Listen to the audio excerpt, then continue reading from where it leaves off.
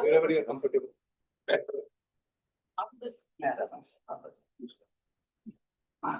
Good morning, everyone. It's like you are singing good morning. Good morning, everyone. We, the Alumni Relations Committee, warmly welcome you all to Safarnama, our alumni conclave, where we gather not only to share, but indeed truth to the stories of those who once wore these same colors, sat in these very classrooms, and built a legacy that we now proudly carry forward. Today, we are honored to have five phenomenal alumni with us who have inspired us with their academic brilliance, leadership in student bodies, and accomplishments in case competitions. But before we begin, let us formally commence the event with lighting of the lamp, a symbol of wisdom, knowledge, and enlightenment. I now invite our dignitary, our respected Chair ARC, Professor Devindra Chatterjee ma'am, to join us, and the panelists to join us for lighting of the lamp.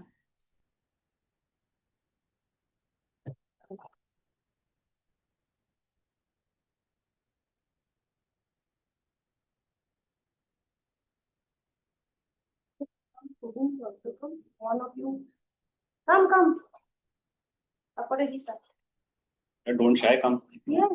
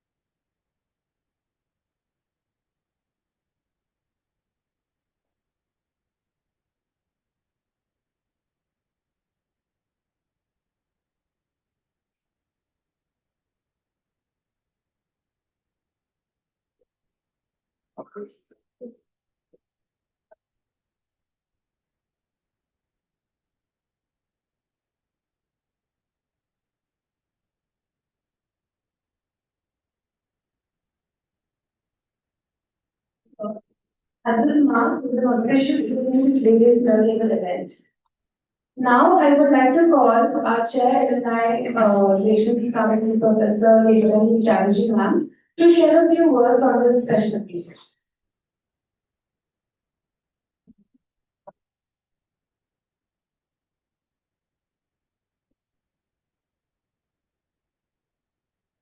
Hi, good morning, all of you.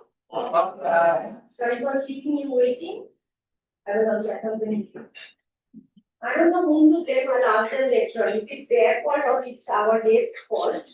So what I just wrote to them that being late is our Indian culture, not the IIM culture. Okay, so never repeat this, right? Anyway, good morning once again, and a very hearty welcome to all our guests Once upon a time, they were on that side where you are sitting now. And it gives me immense pleasure that we are now seeing them as our panelists, as our guests, who will be sharing their suffer of the IIM journey. So it's a wonderful, and we have got the best out of the list of IIM Kashipur. We rest assured. So welcome to Saloni, Gautam, Rio, Davinder, Aayush. These are the five that we have. Aayush was also there last year. And you will see all of them, they are the best, and we have got the best from each of the category. We have a mix of all today. You will get to see when they get introduced, you will see them how, and of course, all of them are very good speakers. Take the best out of them. See why we have actually started this journey of Safarnama, which started last year. Brainchild was our ARC team itself. The reason was coming to IIM is not the end of your journey because it starts your journey. And sometimes we have also seen that people get too much overwhelmed when they are in IIM. And some are scared, some feel insecure, some have superiority, some have inferiority complexes. So we just want to level this up with the sharing of the knowledge and the experiences of our this alum guests, and who have many number of experiences. Some have lesser experiences, some have more experience. I think Davinder is the one who is so for the senior most year as with respect to the number of years he's working with Samsung, he's working in a very different culture. So the culture out of IIM when you step into your corporate is a very, very different one. It's not the one which you have at IIM, right? IIM culture or the culture what we have here, maybe we push you through your deadlines, maybe we give you many assignments, but that's all for the benefit that you do or you get when you join your corporate life later on. So these are the things that why we have our these guests here, the wonderful guests, five of my favorites, and they are here. So when they speak, get the best out of them, ask them questions, which I also keep on telling you also in the class. Ask questions, participate. Unless you ask, you don't understand, you don't know. And never hesitate. Whatever problems you might see here in this summer of your IIM's journey, do please shoot your questions to them, either here or outside if you feel more comfortable asking some private questions, but do ask, all right? And I really, really hope you have enjoyed these sessions. All our panelists here. Enjoy the session, talk to them, keep in touch with them, learn, know more. Okay? And it's not only about peer to peer, but the things that you get to learn from your speakers from the same place. I tell you, it adds immensely to your experience, immensely. Because they have also faced the same situation, many of them have faced the same faculty. The way that we do the things here, the way that the placement happens, the kind of things that makes you or prepares you, everything, your journey next 2 years starts here. And you have already started it. Whatever hesitations you might have, all will be done after today's lecture. If you still have any, you can always get back to them. You can always get back to us. We are all here for you. So just, participate today for the school presentations and the discussions we have. Okay, let's not make it very formal. Let's make a very informal environment so that more informal you have, you become more open to us. Right? Thank you so much. Thank you, all of you, Aayush, Davinder, Rio, Gautam, Saloni. I'm really, really pleased that you are here and more such days to come. Right. Thank you so much. All the best. Thanks for your team also.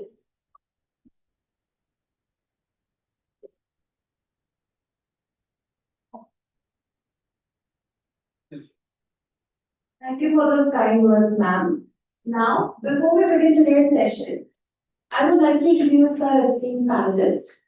We are truly honored to have you all with us. And let's see how this goes.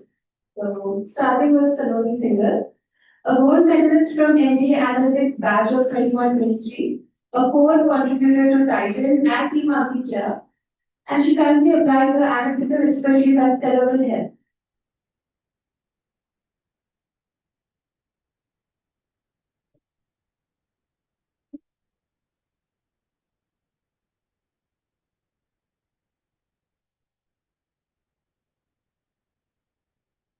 Now, joining us from the MBA 2022 batch is Gautam Gulati, who served as the Secretary of MBRC who contributed to Team Insite and Capture. With private knowledge and corporate properties, he now drives innovation as the founder of the Representing MBA batch of 22-24, we have Leo Goel, a committed member of REPSEL and a VML merited rank holder. From the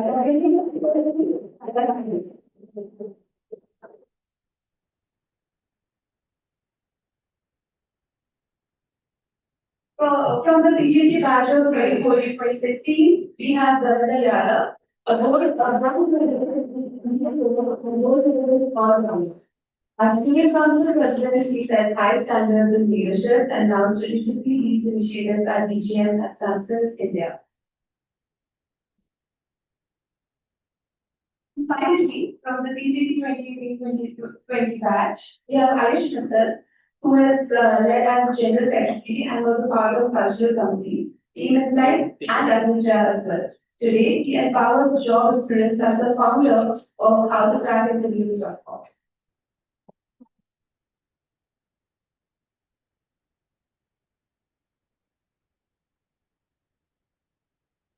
Once again, we welcome you all to the discussion. And now, to facilitate today's dialogue, after that, Rajesh, the PRC member.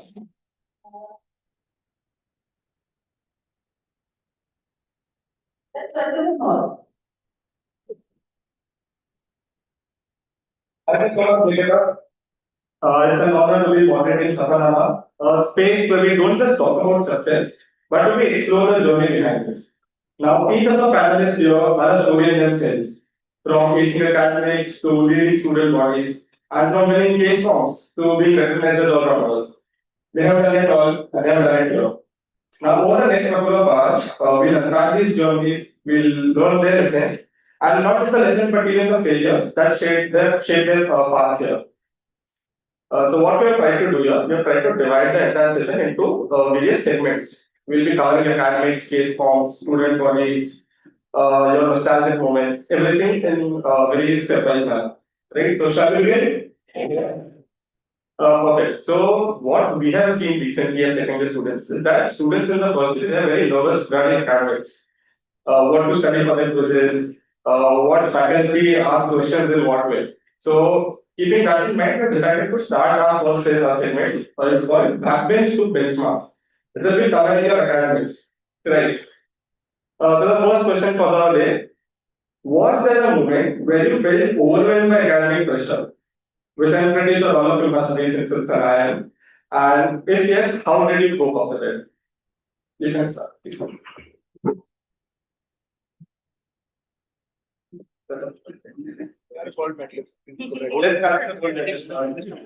Right. So academics was always my forte, but the kind of curriculum, the structured course material that we get here was something very overwhelming, right? From the course outline to the way our professors teach in the class, the fancy presentations. I mean, it made academics so easy for me, to be honest, that I quite did not feel that very. Amazing. Yeah, I think Saloni was a gold medalist, so her views are completely different from what my views are. Like it was hell, but it was very difficult academic rigorous, but it is beneficial for you all. Ki if you can handle this academic rigor, then you can easily handle the corporate rigor also. Like teachers are very supportive. Like if you're coming from like undergrad background, BTech or something else, their teachers are bit formal. But here you can just go to them as friends and you can ask them any doubt. Like I was from a science background, I had issues in eco. Like I faced difficulty in understanding eco subject, but I like the way Professor Bhamoria taught. It was very easy. HR, I used to think it is bit difficult and very subjective, but the way Devjani ma'am taught, it was very interesting. The energy the teachers shown here, they made it easy. Initially, for like 1-2 months, I thought ki it's difficult. I won't be able to sustain the academics here. But after 2 years, I thought it was easy. It was easier than my undergrad. So the teachers, they have made the academic very easy. That's my view. I'll talk about it in two aspects: inside the classroom and outside the classroom. Inside the classroom, सबने concept सुना होगा DCP, मतलब desperate class participation they call it. It's an action term, ma'am. I'm all in for it. If you feel you want to desperately participate in class, do it. Be as curious as you want to be, especially for freshers. It's very important. These are the only time you'll actually get to learn things. And as Gautam also said, I was someone who used to just go to professors' cabins and sit there for hours, have discussions. So do all that, because this is the only time you are in a space where residentially your professors stay in the same campus as you do. They have cabins in the same campus space as you have. So like go to their spaces, have as many discussions as you want to be. It has nothing to do with whether you're like trying to be flattering to the professor or not. You're just learning, which is the space you want to cultivate. Outside the classroom, I've heard two things you all have been very scared about. Exams, will you do exams and team exams, how will you do it? And how will you manage it with your committee selection process, club sales, when you will actually be in those spaces? I'll say हो जाएगा. धीरे-धीरे करके हो जाएगा. Exams you get used to it. I used to literally wake up at 5:30, 7 in the morning and then prepare for exam which is at 9. Breakfast miss होते थे, सबके miss होते थे. But 9 को you have an exam to sit for it. And then उसके बाद second exam का preparation हो रहा है, which is at 2. So you're leaving the first exam at 11:30, 12, and you're then preparing for the exam. In second year, you will have exams 3 times a day. You'll also get used to it. But this rigor is what you need to then eventually build something out of your MBA culture. And that will happen with time. Just go with the flow. Talk to seniors if you feel like we all are also here, but talk to your immediate seniors when you feel anxious. Go on walks with them. Try to understand how they managed it. And that's the only way to go about it. And that should work out. So from my side. So, and all of these people have said this, it was almost like a quick walk when I'm talking from my perspective in our batch. So in almost all trimesters, there will be 1 or 2 subjects where we would be almost whole batch will be flunking. So that's how we will be happy. So there will be one, for example, in first trimester, it was the economics, right? Economics. And then what would be happening corporate finance. So that's what would be happening there, and then it would be like that whole batch is not able to get the minimum marks to clear it. And it helped us a lot to come together as a batch. We come together, we develop strategies, we teach each other whichever forte we have. So we'll be, because that's the critical thing in the learning phase. When you are going there, when you're teaching someone, then you learn that. So that's what we did as a batch at the time. So that's how it was for academics. Strategies were various. So one of the most important strategies is that get gel with your batchmates and then get some help from your seniors also. So that is one of the very, very important strategy here. And the real thing, the strategy, what we were able to do, specifically I was able to build. So that was one thing, that do your pre-readings. That is must. Don't skip it. And please don't use ChatGPT at that time. I'll tell you when you need to use that. Then when you're in the classroom, focus in the class. Don't try to sleep in the class, because that is a typical habit of many, that we try to sleep in the class. Please don't sleep, because this is the time which you are going to save for your co-curricular and extracurricular. So focus in the class. And the third thing is that do those case studies that you have studied in the class, use ChatGPT or LLM to excel yourself, to see what are the different perspectives available there. So that's where you should use LLMs there. Please don't use it at the first stage, use through the whole process, use it at the last stage so that you can excel. So that's how we used to manage that, though we didn't have that LLM piece there.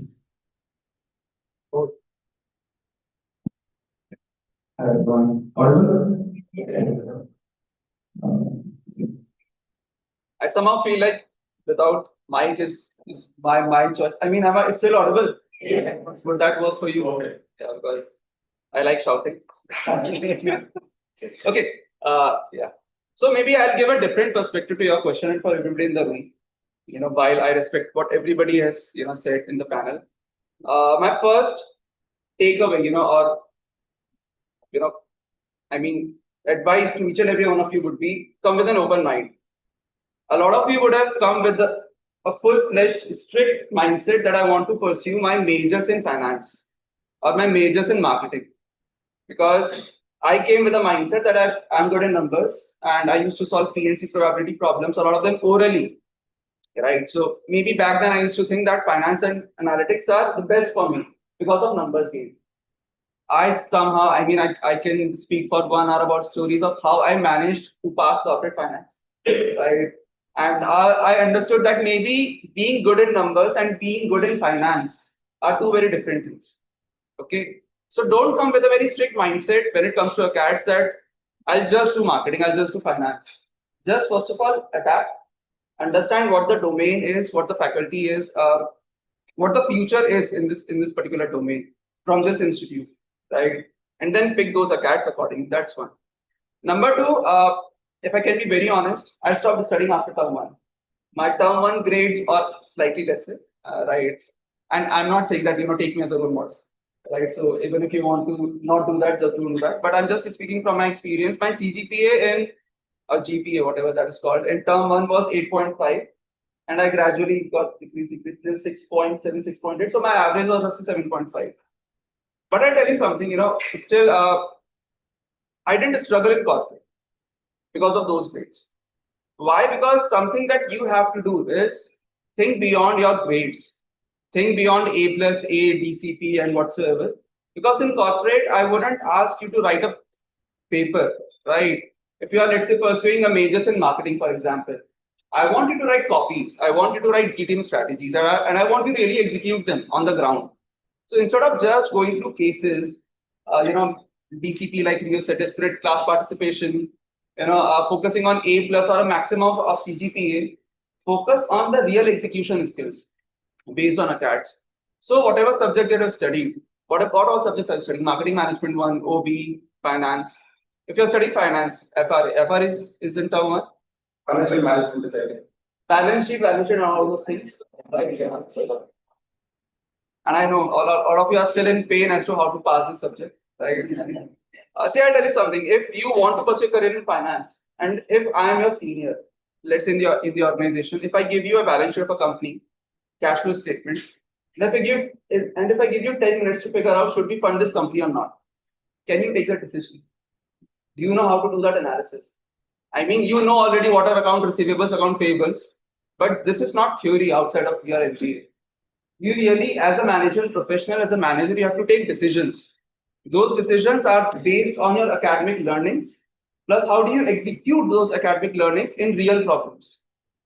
Okay, so think beyond grades when it comes to ACADS. Think beyond just scoring some XYZ grade, or maybe PCOM said anybody who is less than 7 could be nominated, vagara vagara. And so your goal is to not score less than 7 GPA. Think beyond those things, because today, when I work with people, my colleagues come from a lot of IIMs, a lot of other global PE schools, call it Massachusetts, call it Columbia Business School. What really matters the most today is, can you solve a problem? And if you can really solve a problem, I really don't care which IIM you're from. I really don't care whether you had finance, marketing, or if your CGPA was just 4, 6, or 10 on 10. What really matters to me is, can you solve a business problem for my company? That would matter to a lot of your managers. Your appraisals would depend on that. Your appraisal would not depend on, Acha, you got 10 on 10 FRA. Okay, we'll give you 15% hike. So I think conclusively, just on that note, while scoring good in ACADS is one of the best things that you can do, right? I'm totally not against ACADS, but I want you to look one step beyond just scoring good grades, which is, can you really execute these things? I got A plus in microeconomics. I somehow struggled to pass macroeconomics. That's a different case. But I don't know anything about executing economics. Just saying about that.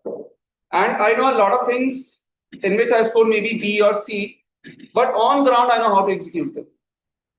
So on ground execution is something that you should chase, keeping ACADS as your ladder to chase that particular thing. I know that was a long answer, but I hope it was clear enough to sort of finish what every panelist talked about. Since we are online, a quick 30-second take from you and Gautam both. Since you both ventured into entrepreneurship, Do you guys see academics with a different viewpoint, or are there anything that you still carry with you running your own business, which you used to study back in class? Like, since you have a lot of entrepreneurs this year when they're coming back, I thought this was a fit question for that. Okay. And if I understood your question correctly, what you meant to ask was, how do we see acads as entrepreneurs? That's so. Please. I believe somehow I have already answered that. Let me ask them. How many of you want to become entrepreneurs? Good number. Awesome. Very good number. And are we still recording and there are other Yes, people in there are the other class? classes. Yes. So, hi, if you can see us. Yeah. Awesome. See, that's again my take, right? And we all have our own careers, we all have our own journeys. So completely feel free to ignore. It's not really a golden rule that accept whatever your alums are telling you. My take would be, at least once in your life, you should try something different. You should try to create something, right? Think of it like a parenting, right? I'm just being very honest and open here. Right? Think of it like you could parent a kid, a human kid. You could parent an animal, and you could parent a company. When you say that this something belongs to me, this is my own, that is where responsibility, ownership, accountability, resilience, and a lot of other things come from your soul, come from your heart. You might fail terribly, you might just break even, you might succeed, in the best possible way. But in my personal opinion and bias, I think just don't think about consequences. These 2 years are the best years wherein nobody is pressurizing you to earn anything. You are anyway paying your whatever fee from loan or parents income, your parents salary, whatsoever. But I would generally suggest try to build something at least once in your life. That will help you discover yourself. It's not about building a venture. Trust me, entrepreneurship is not just about building a venture. It's about knowing yourself. It's about knowing your strengths, your weaknesses, your capabilities, and it's about exploring what you could do next in your career.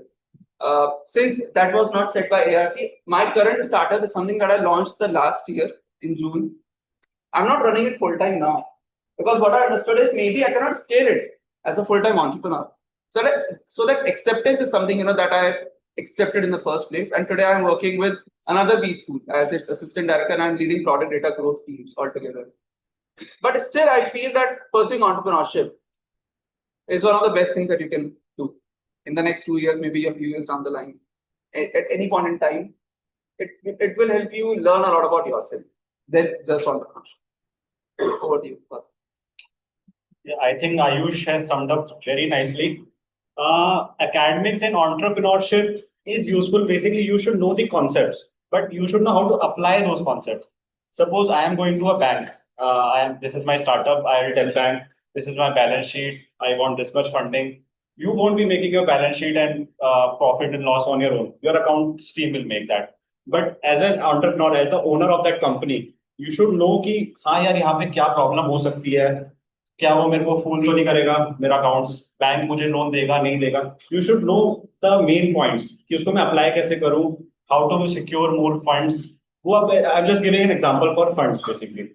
So subjects के concepts you should know, and then how to apply those concepts. That is important. Baki, more than acads, I think for me, if I talk about my point of view, working in committee helped me a lot for entrepreneurship. I was a part of MPRC.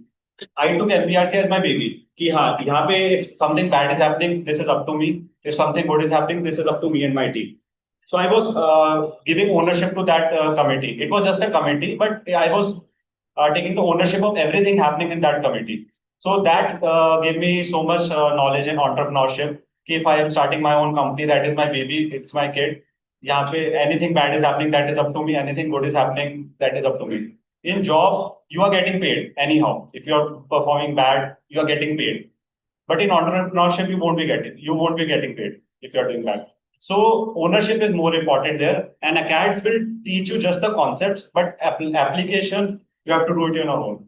Like Aayush said, start something, develop something. Even in college, you can develop, if you're part of a student body, you can take the ownership of that student body. I am doing entrepreneurship in this student body. I'm part of the student body. I'll use my views. I won't go by the books. I will take my views. I will grow the student body.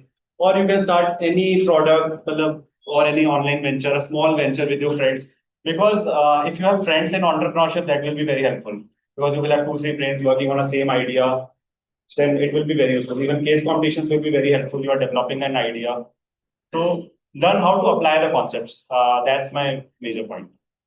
Perfect. Back to what the message. So I had the question of having shared college with him. He was my senior and leading the NPRC. So he taught us, and we used to admire him with the way he used to run NPRC. So in today's world, like social media is very important. So he only taught us how to build our digital presence through social media. So just one skill that will help you further to build your personal brand via through social media. But let's say you're starting your venture or working for any firm. Let's say you're being endorsed by that firm, or you're starting your own venture. Like recently, I started mentoring people on Unstock. So you should have a good social media presence to like project yourself, your brand. That's also one step that will help you out in the long. Perfect. And since the student body selection process is already underway, the students have been having a little see the slides.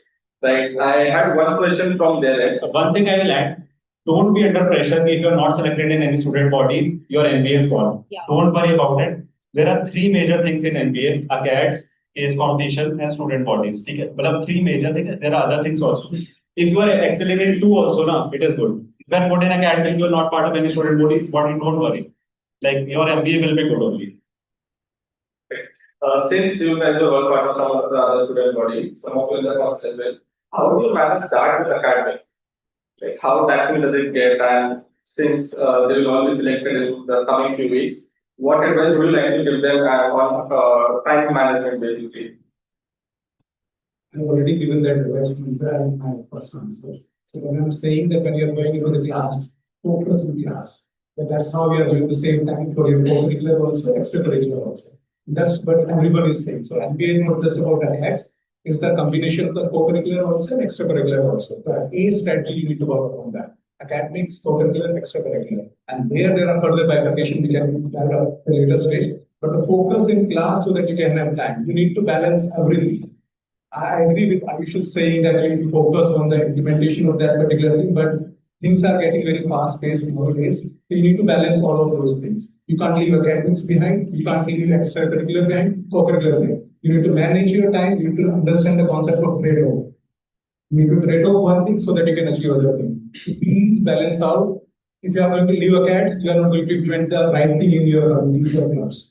So from where you are going to get your learnings there. You do some mistakes there. Mistakes are part of the learning process. That's why this institute is there, that you can fail and then you can start again. And then there is no risk of failure here. So that's the whole purpose here. So learn in your classes, focus in your classes, do your free, and then post that, enhance your learning with the help of the ChatGPT, LLM, whatever you want to do. And then devote that time for co-curricular, extracurricular.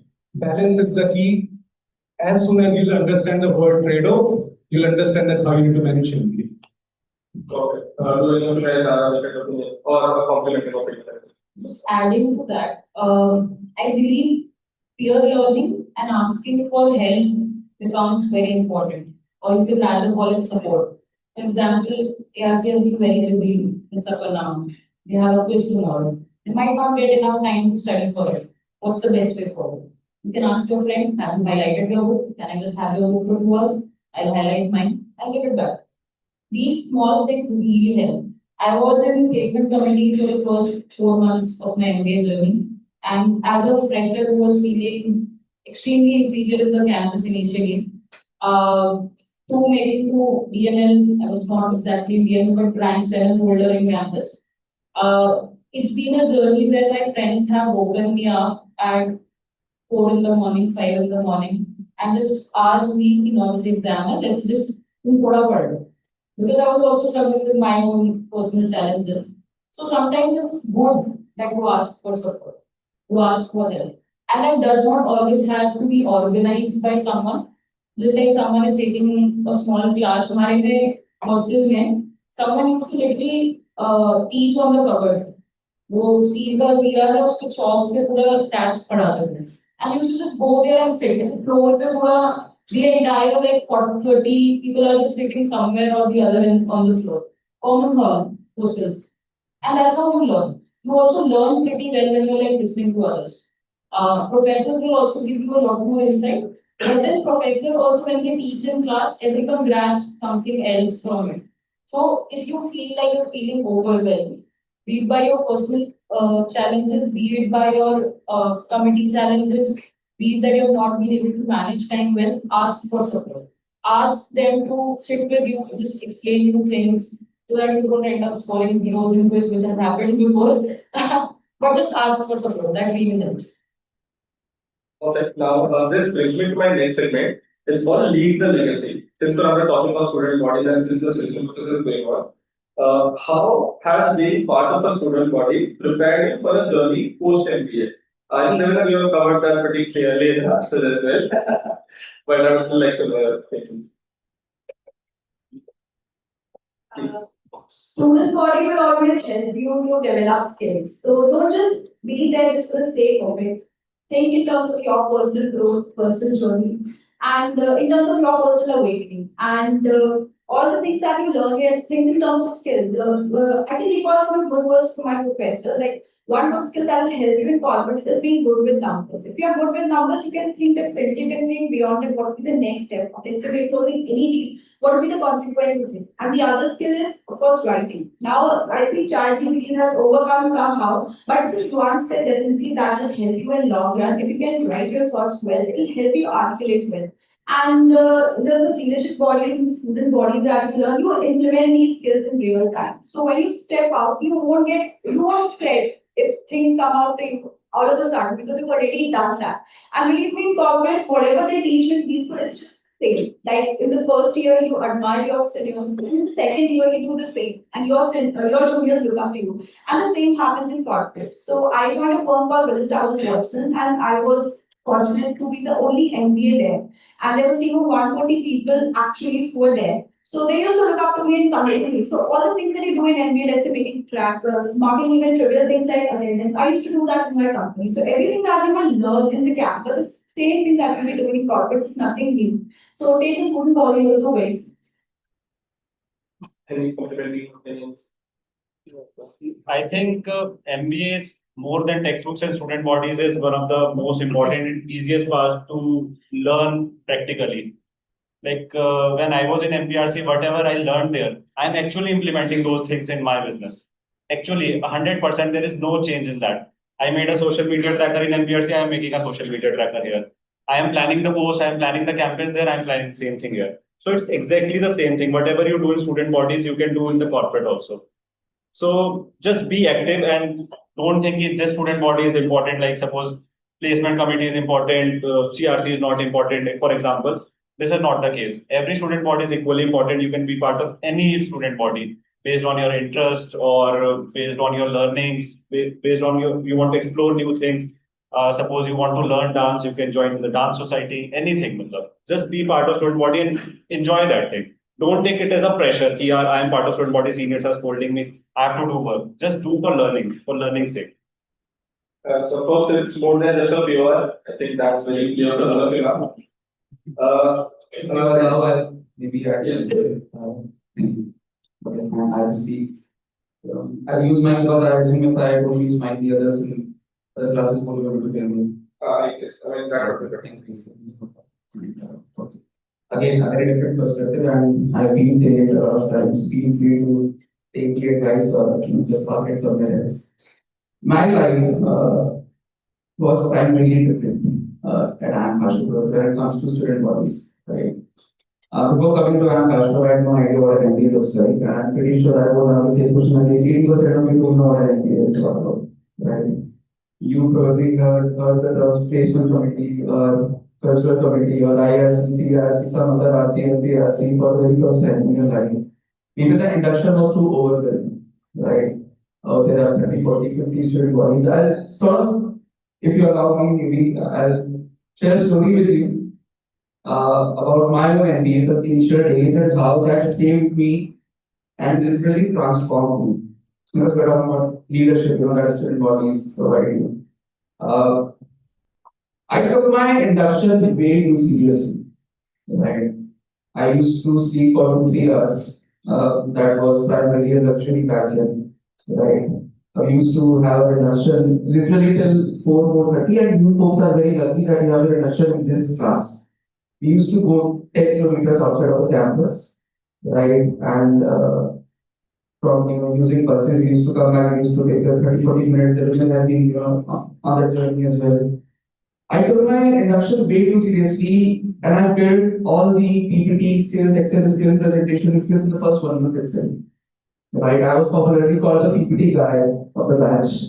He is so PPT बनाने को देते हो, and he will sort of take that up. After that, I got into this induction process and everything, student bodies selection. So I was in the cultural committee, Insite. Then second year, at the end of first year, my friends gave me a fake motivation. This was the chale ki chhata chada rahe. And they asked me to sit for or stand for Gen Z elections, and that's how I became Gen Z. Right, but something that I would definitely tell you is today, if I look at everything I do, I won't quote brand, I don't say I do it for you, but everything I do in my corporate journey, a lot of that has been impacted by my role as Gen Z in second year, my role as a cultural committee member, as senior set member in first year. If I have to execute something, I always think, I have done this before, with my batchmates. If there is any politics that is happening in the company, I know I've handled this politics at campus, right, between multiple student bodies. Right. So I think with that, being in a student body is something that if you do it, that would be very, very good. But other than that, not everybody gets to be a part of a student body, right? Is this right?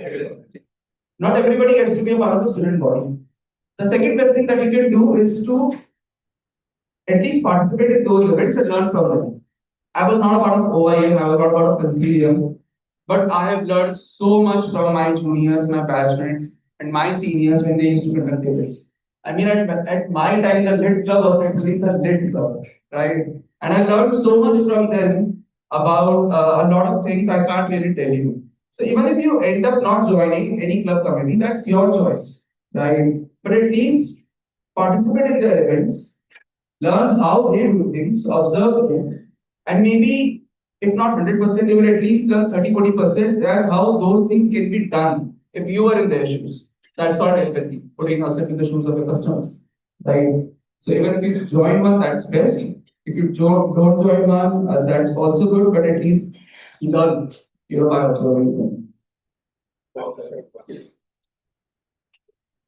I believe most of the points these guys have covered here.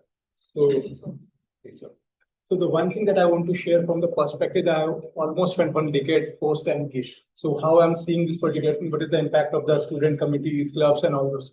So when you enter in the corporate world, initially you don't get the the position of the HOD or maybe the senior manager. So what you are doing the basic grilling work there, right?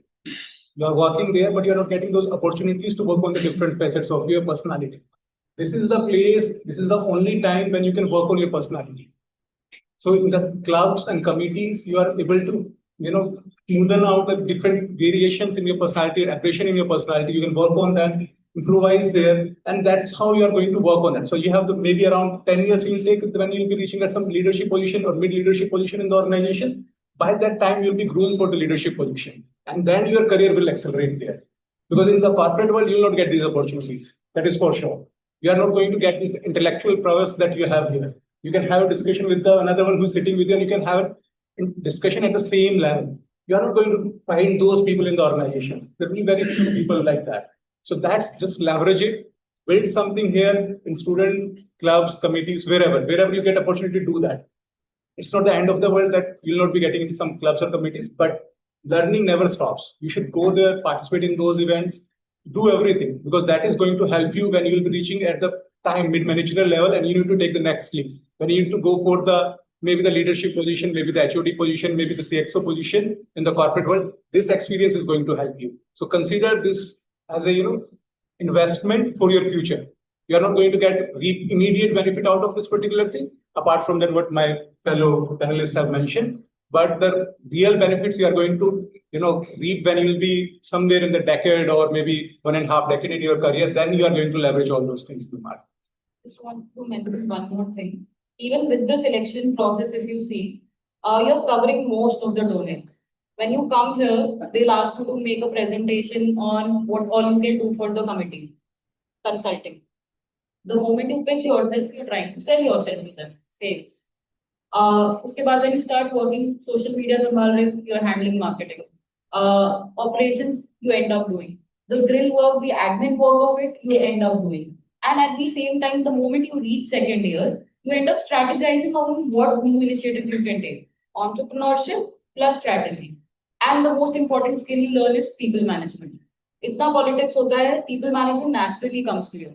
And that's what you learn the most, while also through and through developing your personality. Like the way you must be feeling in first year, a little timid, a little shy, awkward. By the end of second year, with all those presentations, all those event management, you will just be so out there, you'll be so extrovert, you will become someone who will just initiate conversations just like this with people. And that's where you learn networking and connecting. Community work covers everything. But again, it's not the only thing you can do. There are a lot of other alternative ways to learn that. But it's always good to be part of spaces where you feel belong. Amazing answer, thank you so much. I mean, they haven't been exposed to the politics as of now. They're really not a surprise. They've been exposed, they just have not told you. Maybe, possibly. Right, I think it's going to move on to the next session. It's called Beyond the CV. The first question was like, what is the one soft skill that you didn't walk into the MBA with, but you definitely carry with you post your MBA? A quick considering thing.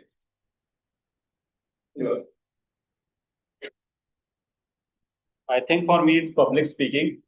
If I'm sitting in this panel, like before MBA, if someone would have invited me for this panel, I would have said, no, I can't.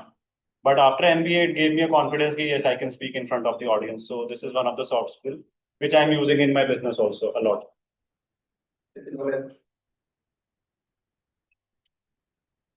For me, I think it would be mentoring because I was also part of a website for quite some time. So I reviewed a lot of series, and when you do that in an umpteenth manner, because when you get to see a lot of series, you understand what aspects should be there, what should be the order, what should be preference.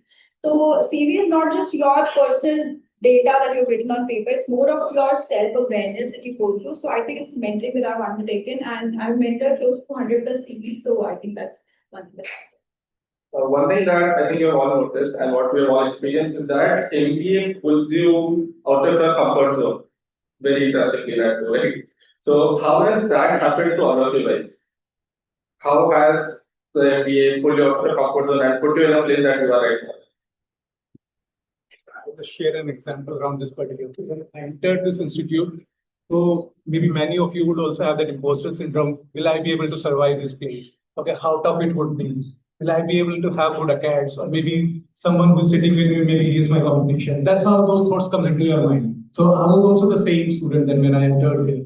But then, you know what happened there, that I thought that I need to excel in academics. That is one thing that I want to do. So I became class representative. That was the option that was available with me at that time. I choose that option so that I can go on that particular path. And once I started going on that particular path, I need to interact with professors. I need to have discussions with them. I need to bring the student issues in front of them. I can't go to a professor saying this thing, I don't know the subject which that professor is teaching, right? So I need to bring the good books of the professor so that I can pitch my things in front of him or her, right? So that's what I need to do. So that's how, I believe, I don't know how many of you have read the Atomic Habits. You need to make things easy for you so that you can implement those things for you. So that's how I implemented that strategy. I went there and then I entered the CADCOM also. I participated in different things also, right? So that is the imposter syndrome I had. I mean, I landed up decently well. I got the bronze medal. I was all-rounder also.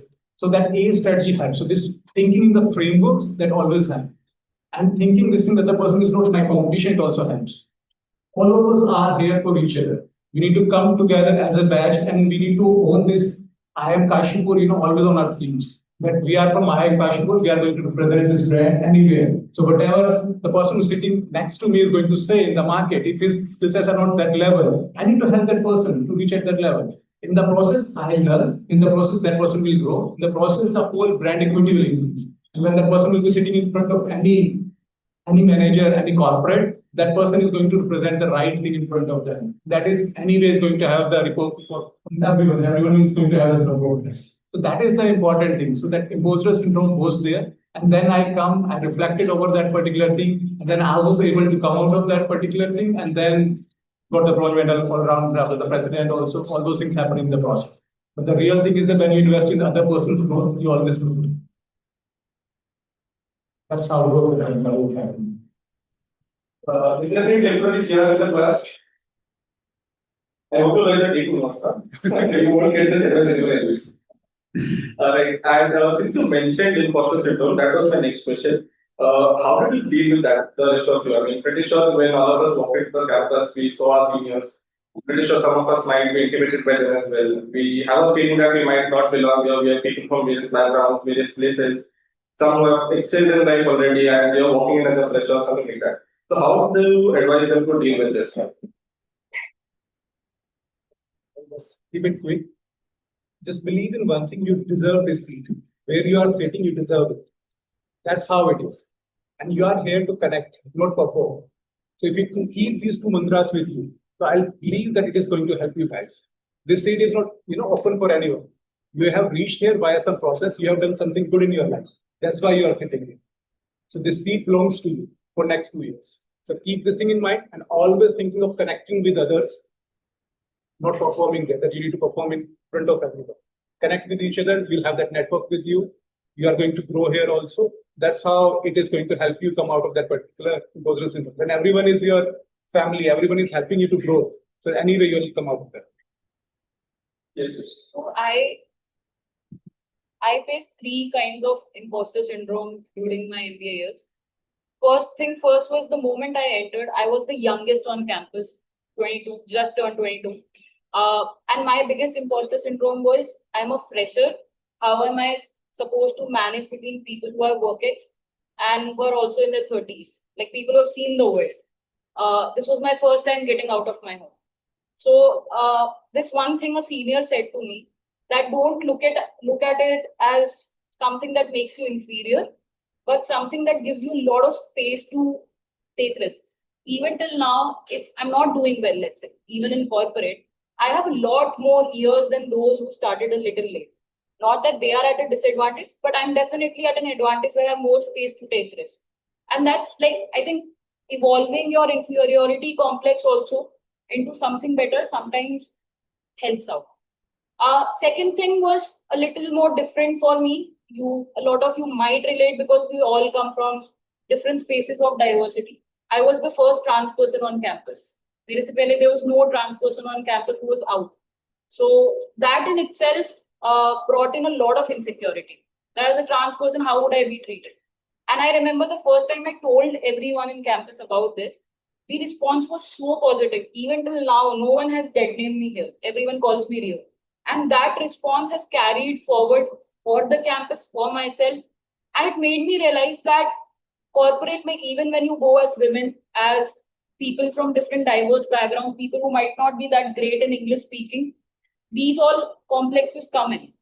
But then you slowly navigate through them while trusting your teams and people around you, but you slowly navigate through them. Third thing for me was I quit PCOM after 4 months. And the phase 4 was also over. Like, was not relieved till the point phase 2 was over. So after 4-5 months, when I quit PCOM, there's this tag you get that you're a quitter. And that tag stayed with me for 5-6 months. For 5-6 months, I did nothing but just partying and playing table tennis. Those 2 were my things. I was like, I am done with MBA. I don't want to do anything. It's okay if everyone wants to think of me as quitter. Quick to second year, I was the table tennis captain, the first female table tennis captain for the campus.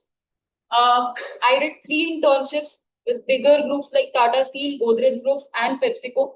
FMCG, usually people don't get an opportunity in IIM Kashipur. Did live projects, did an international fellowship, did case competitions, was in the finals of Steelathon. We were the national champions. And at the same time was also in GSK semi-finals and plus some other case competitions.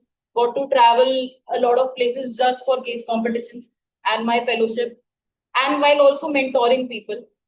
Became LinkedIn top voice, which is something which is only given to CEOs and CXOs.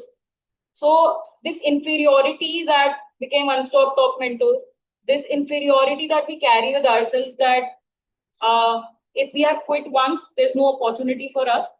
That was one of the biggest complexes I was carrying, which I had to break for myself in second year.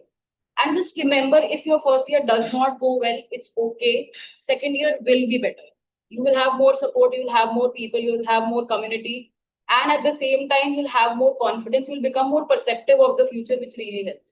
So just that from my side. Amazing story. So one of the other stereotypes that even I had in mind before joining MBA was that BTech students have an upper.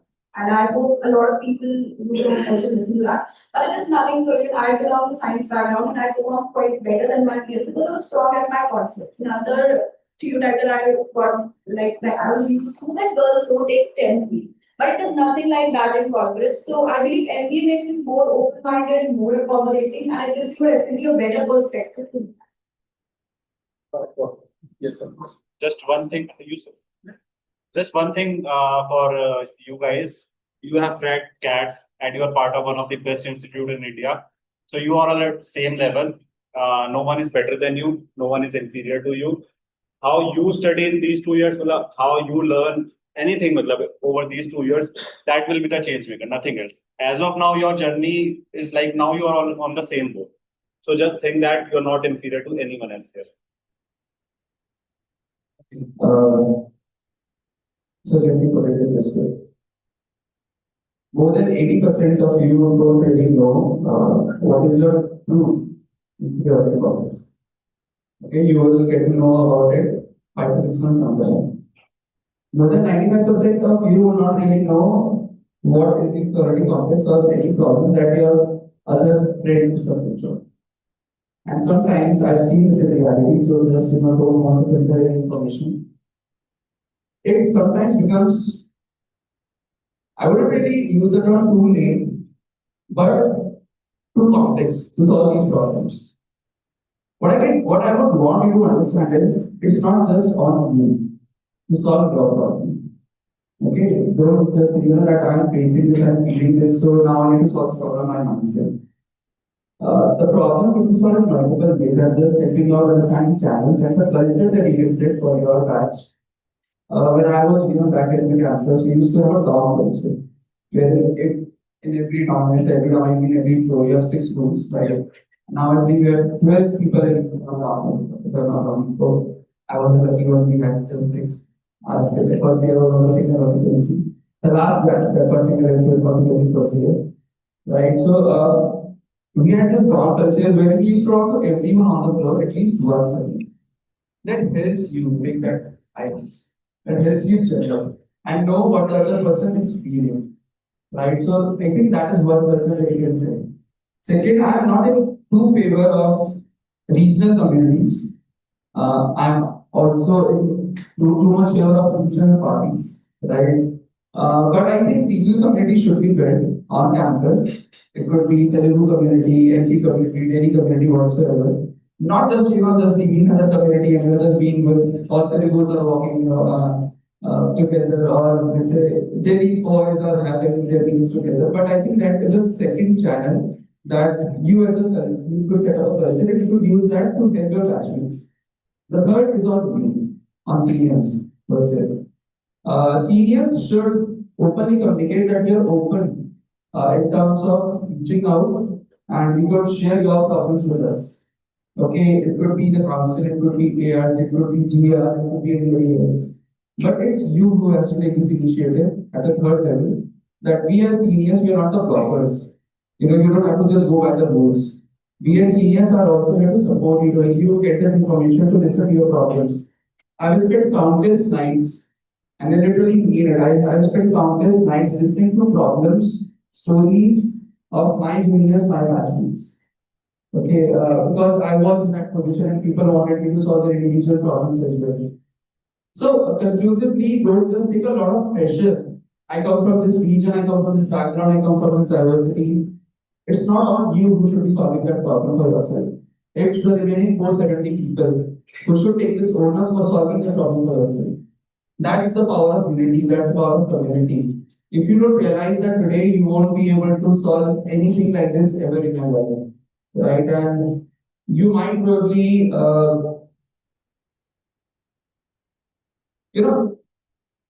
you should take that initiative and maybe transform somebody's life.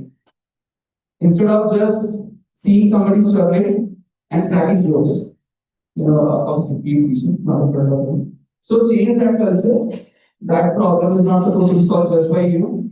The entire community has to play an important role in that. I hope that makes sense. Perfect. Thank you so much. Rio, we have a section specifically for you. I'm open to others as well, but we'll be targeting you a lot in this. It's called cracking the code. It's all about acing case forms, right? All of us, most of us, I think, have already read about you, heard about you, like we did in our first year as well. One question that I personally always had in mind was, what does a winning case scheme look like? What should it entail, the kind of people, the skills required for winning? I really like the question because it's not what does a winning case deck looks like, but what a winning team looks like. Because a team is what eventually reaches a place where you can win something. I'll talk a little bit about how my case forms really started and then about what kind of composition you should have for your teams. Firstly, during the induction time, I was someone who was very out there, at least in terms of how much I used to speak. So I used to speak a lot, I would question a lot. And this time when you are given the projects and these small assignments in which you make me, so I became pretty noticeable. But first year, because pretty hectic, econ, everything was going on, I could not think about case form. I never thought I'd do case forms. So even if you're someone who in first year does not think that they want to do case form, maybe just do it for the sake of doing it. Give it a shot so that you know the processes. Even smaller processes like the unstopped enroll test. Second year is when I actually started doing case forms. I put a message in the WhatsApp group saying that I want to do case form for the first time. I don't have prior experience. And these are the skill sets I bring on the table. I'm looking for people who can bring these kind of skill sets on the table. I was not thinking that people would reply. This was an impromptu message at like 11 in the night. But people actually replied. They said, "Chalo karte hain." And then it was on me to be a little more selective and decide whom I want to do case forms. The first person I ended up doing case forms with was a pro in case form. So I also believe her name was Yamini. She's also in Tata Steel with me. An absolute pro in case forms. She's been doing case forms since the entire first year. This person did not take any personal expenses from family because throughout her first and second year, she was just earning through case form. That was the motivation. We did our first case form and I ended up learning a lot of things from this person. One of the most important things was never jump to conclusions, never jump to a final answer or a final solution to your problem. Build that process for yourself, where how you reach to that solution. Most companies, when they look for people who are doing case forms, because it's a selection process for them, where they want to place you through these case forms, they're not looking for what answer or what solution you gave. They're actually looking for what was your process of thinking when you did that. In the team also, make sure that you build a team like that. I was the research guy. Yamini was the presentation guy. Chirag was the guy who brought practical knowledge and information. And all three of us collectively would just fight. We would fight so much. We used to have two things. First, fight as much as you want. Within a team, don't think that your opinions don't matter. If someone is giving a suggestion or a solution, you should be able to question it. Because that's exactly what the judges will do when you're like out there, up in front of them. And I remember Steelathon finals, the judges asked the question. And Yamini just took the mic and she said, "Sir, so Chirag will answer this question." And she just put Chirag on the spot. And then Chirag put me on the spot. So we used to just fight a lot, but collectively we would come up with solutions. In our semi-finals, they wrote down our solution to the point where they were like, "This is not going to work out." We still got selected because we fought with the judges also that this will work out. And then we all three sat down and we realized, okay, this is actually not going to work out. And we need to think why this will not work out first, and then understand why, what we can do to then make it work out. So it took us an entire day just to understand why the solution will not work out, because we were not sure the kya will work.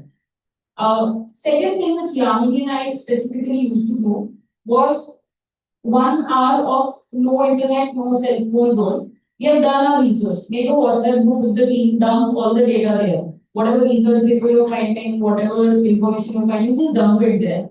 And then Yamini and I would just have 1 hour where we would come to this classroom. We would, I stayed 3 days straight in a cat block. If you go to my room just to brush my teeth and take a shower, come back again to cat block.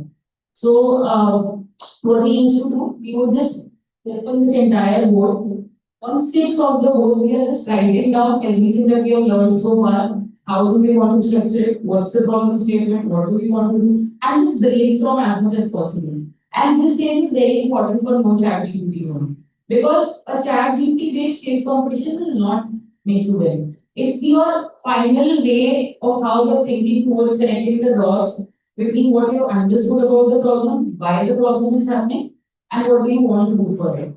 Again, in terms of composition of the team that works out is the team that fights as much as possible. Again, synergy is something you explore. So make sure to not stick to one team throughout the year.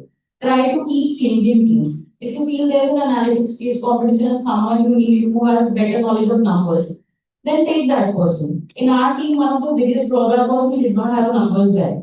So we actually had a fourth person who was the worst member of our team. When we were in finance, we knew we need to present financials. But none of us knew finance. किसी को नहीं आता था. That guy, Aayush Mittal, he helped us. He did all the financial part of the presentation a day before our finals. And that's what we presented in the finals. So the host member also sometimes worked pretty well. But also make sure that's how the composition is where you are all brainstorming as much as possible. When it comes to a little bit about the process of case competitions, once you're done with making your team, a case comes, see if it's a case that you want to do or not. I personally, my understanding is be selective about cases, go to all the cases, just the ones that you think would work out for you. For some people, like for my immediate junior batch, there was a team, they used to do all case competitions, and that worked out well for them. So see what works out well for you. If being selective works out, do that. Secondly, again, make a WhatsApp group. Initially dump all the data there, whatever you're finding, whatever articles you're finding. You don't have to read all of them, skim through them, then go to professors. Once you're done the case reading, you've done your primary research, secondary research, go to professors, talk to them, try to understand what all can be done. Is there something else that can be added to this? Once you're done with that, then sit together, brainstorm as much as possible. Think of how you want to do your primary research. It's always a brownie point. Primary research can be telephonic interviews, Google Forms, but it's always a brownie point. So build a Google form. Learning how to build a Google form can also be a skill. So build a Google form. Then once you're done with building a Google form or telephonic interviews, collect as many data points as you can, analyze that. Once you're done with that, again sit together. So this is the data we have gotten. This is the secondary research we did. This is what the professor has told us. Now what? Sit together. Try to bring solutions on board. Literally. And then from there, you build solutions. Once you're done with solutions, again go back to professors. That this is something I've built. For case com decks, don't rely specifically कि मुझे खुद सब कुछ scratch से बनाना है. You don't have to build everything from scratch. There are a lot of decks. Corpus will provide you with a lot of decks. On my LinkedIn also you can find an open deck. I can mail it to you as well. जिसमें मेरे सारे Excel के decks हैं. So just pick templates from there. You don't have to build everything from scratch. Talk to other folks as well. You have gotten in corporate through Acing, but also focus on campus based case comps because it gives you learning and the corporate is the big deal. So that should more or less suffice it at this. Perfect. I mean, you answered all of my questions here. A little pop quiz for all of you guys. Since some of you will sleepy. How many of you know the rank that IIM Kashipur stands at when it comes to case comps?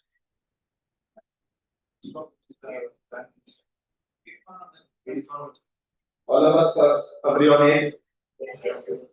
Perfect. We have 8 ranks. Yes. During our time, it was 4.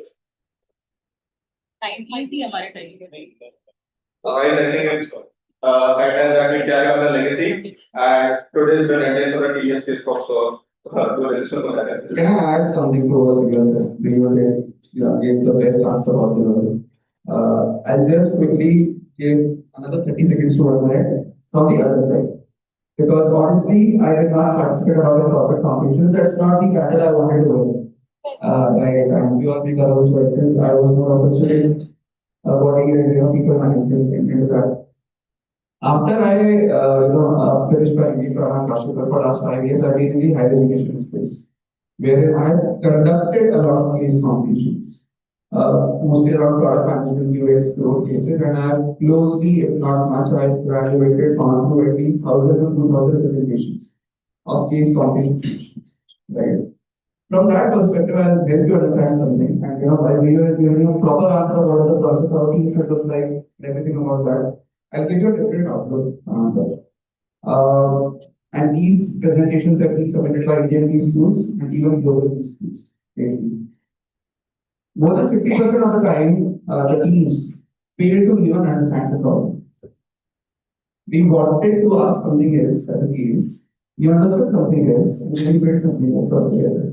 So while you might have built a great presentation, a great research you would have done, your solution would have been one of their solutions, but you failed to understand even the problem in the first place. Right? So I would just look at your PPT for 30 seconds and just delete it or move next. So the very first thing that we should be doing is making sure that whenever, whatever you do first or second slide, communicate that you have understood the problem right. Okay, that's one.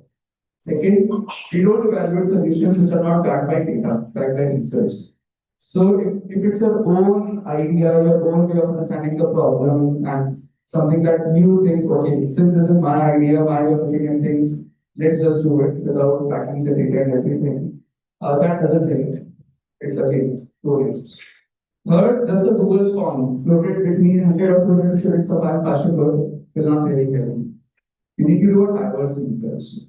There is a concept called ICP, Ideal Customer Profile, User Persona. You solve problems not to win cases. You solve problems to help customers. That could be B2C, B2B, whatsoever. So how effectively do you understand those customers? How effectively have you built the persona? And how effectively have you done the research around that persona? For example, let's say your research or the case was around solving problems for MSMEs. And you are doing a survey over there at Kashipur. That have you been a part of MSME? If yes, what do you think are the problems of MSMEs? Could you rate this problem out of 5? That's how we quickly create forms. Again, next. So both primary and secondary research for your ICP is very important, right? So that's one part of it. That's what we, when we evaluate problems or cases, in a way, we call that entire space problem space. That is the most important space to review. Then we evaluate solutions, right? And when we evaluate that, we quickly discard those ideas which have come through ChatGPT or which really don't have its wings or legs altogether, right? So we evaluate submissions based on the feasibility of the solution, the viability of the solution, and the practical aspect. So there is a proper feasibility viability framework if you want desirability is one thing that would that be desired by the users or not. So that's the pre-final part of it, right? And the final part is thinking beyond the case that is being given to you. So if you have 2 hours, I don't know that's too much that I'm asking from you, right out of your busy schedule these days. But if you have 2-3 hours, just read the book if you can, Outcomes Over Output. Has anybody read this book, Outcomes Over Output? It's a 70-page small book. If you do a task, if you're a social media manager, for example, if you do a task which is about posting social media posts, writing captions, that's the output. If you are a product manager, getting a product built is the output. But what of the case competition? Presenting the case is the output. But can you really talk about the impact and the outcome of that? That if this solution is implemented, that is how things will transform. Right? The impact part of it. The outcome part of it is eventually how the customers would adopt the solution and their consumer behavior would change about that. So completely respect what Rio said, and that's the best possible answer to the question. But I just wanted to have you an overview because I have been lucky enough to sort of evaluate a lot of these case competitions cases for my own organization, for the one I'm working with right now in India, across the globe. And that is what I would want our working to understand. It's not about crafting in a PPT. Right? It's not just about blue, yellow, beautiful colors, oh wow, the PPT was awesome, we go to the next one. It's about these things that matter about. That's what just want to. Okay. Just to add to it, how you can take this case competition behind your corporates is like storytelling. Only that managing offices, let's say office politics and storytelling. So while designing any PPT, just think how best you can represent any information over that case. In the form of colors, in the form of like boxes that you put, how well you can represent your information, that's going to take you forward. Like one thing which I felt in case competition is that let's suppose that it's very small, which is not even legible. You would have to make such PPTs in corporate. It has to be very professional storytelling. Let's say 4 liners, 4 bullet points, that's all the CEO wants to see. How well you can summarize things. So learn things in that way in terms of corporates. But for now, like these two PPTs are a bit different from that of the corporates. So like Rio said, diversity matters in the team obviously, and then case comp selection also matters. Let's say if you are choosing a corporate case competition, it will at least take like 1 to 2 months of serious dedicated effort if you want to reach the finals of this or the national finance you're targeting. And if you're targeting, let's say these two, it will take like one week, let's say. So you should have that calculated effort amount of time, because just don't take case competitions if they're coming back, because there will be chain of case competitions lining up. So make your core date. What I learned from my senior. Let's say Darshan, I think he has also shared a lot of jokes with you people as an LM. So his forte was analytics. So he cleared all the case competitions that were lined up in analytics, and that helped him land up into unstopped ranking. So make your forte what works best for you, and then you can make the most out of it. And also there are good brands that are being floated like Hunt Price also. I was a campus finalist for that. You can also get associated with a lot of great brands finance. There is one learning for everyone. If I learn anything, that will be called discipline. Perfect. So we'll move on to the next segment. It's called the 3 AM moments. Right. And for this, I want an answer from all of you. The first question is, if you could relive just one night at IIM Kashipur, just one, what would it be and why? So we'll start with you. That's it. It's all about connections that you make and the more memories that you cherish, be it in form of case competitions. Like I chose one hobby that I got during campus was dancing, which I never used to do. I used to shy or even in family functions or that. But being surrounded with people around, joining starting, like this was one hobby that I got. So these were the moments that you share. And like I was a part of the KPL team competing against Rio. She's a very stellar team player, and though I play well, but obviously not as good as her. So like KPL is a great event that IIM Kashipur has, and it'll give you a real feel of like how IPL winning and all goes. So these are the great events that Kashipur gives you chance to explore, so you should definitely make it.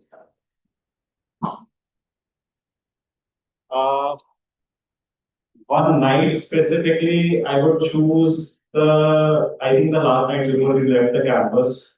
Now it was like a complete nostalgic night where after 2 years we are leaving this campus with lots of memories. It's a complete fair answer, but there is no learning in that. It's a complete fair answer. It was, we have fought a lot. We have fought through academic rigors, through placement processes, selection procedures, through community politics, everything.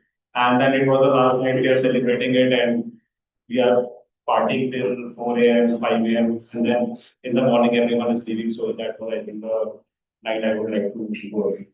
Perfect. You? I was a party animal in campus, so I would be seen at every party, especially during like the end of my first year. So, I did not do anything. I think one night for me was Agnitraya night. Just partying. There's no, again, as Gautam said, the fun again. It was just partying till 8 in the morning. And once you move into corporate, I think the kind of isolation sometimes that you end up feeling. This is something I miss a lot. Just coming back to campus partying. You were also partying yesterday till 4 in the morning. So, just like this is something you'll cherish. I don't think seniors are letting you party, but once this will come, seniors will be the one who will be partying with till 9:30 also. See the breakfast. That was a surprise for them. For me, it is more like that when you are pushed to the corner, and you grow, and then you rise. That's what happened. So there was one incident when I was president. So there was one day during that year, maybe 2005, yeah, when I was thinking of putting as a president. And that was very, I was sitting aloof, I was thinking around that particular decision. What should I do? What should I know? There were certain circumstances that was leading to that particular thing. But that was the night when, I overcome my own emotions, the way I was thinking, and the way, the other issues that are popping up around that particular thing. And then face those issues, right? So that was the day when I decided this thing that you have two choices. Either you run away from that or you face it. And I decided I need to face it. So that's what I did. So that was the night where I changed as a person. So that night I would like to be Very exciting. Because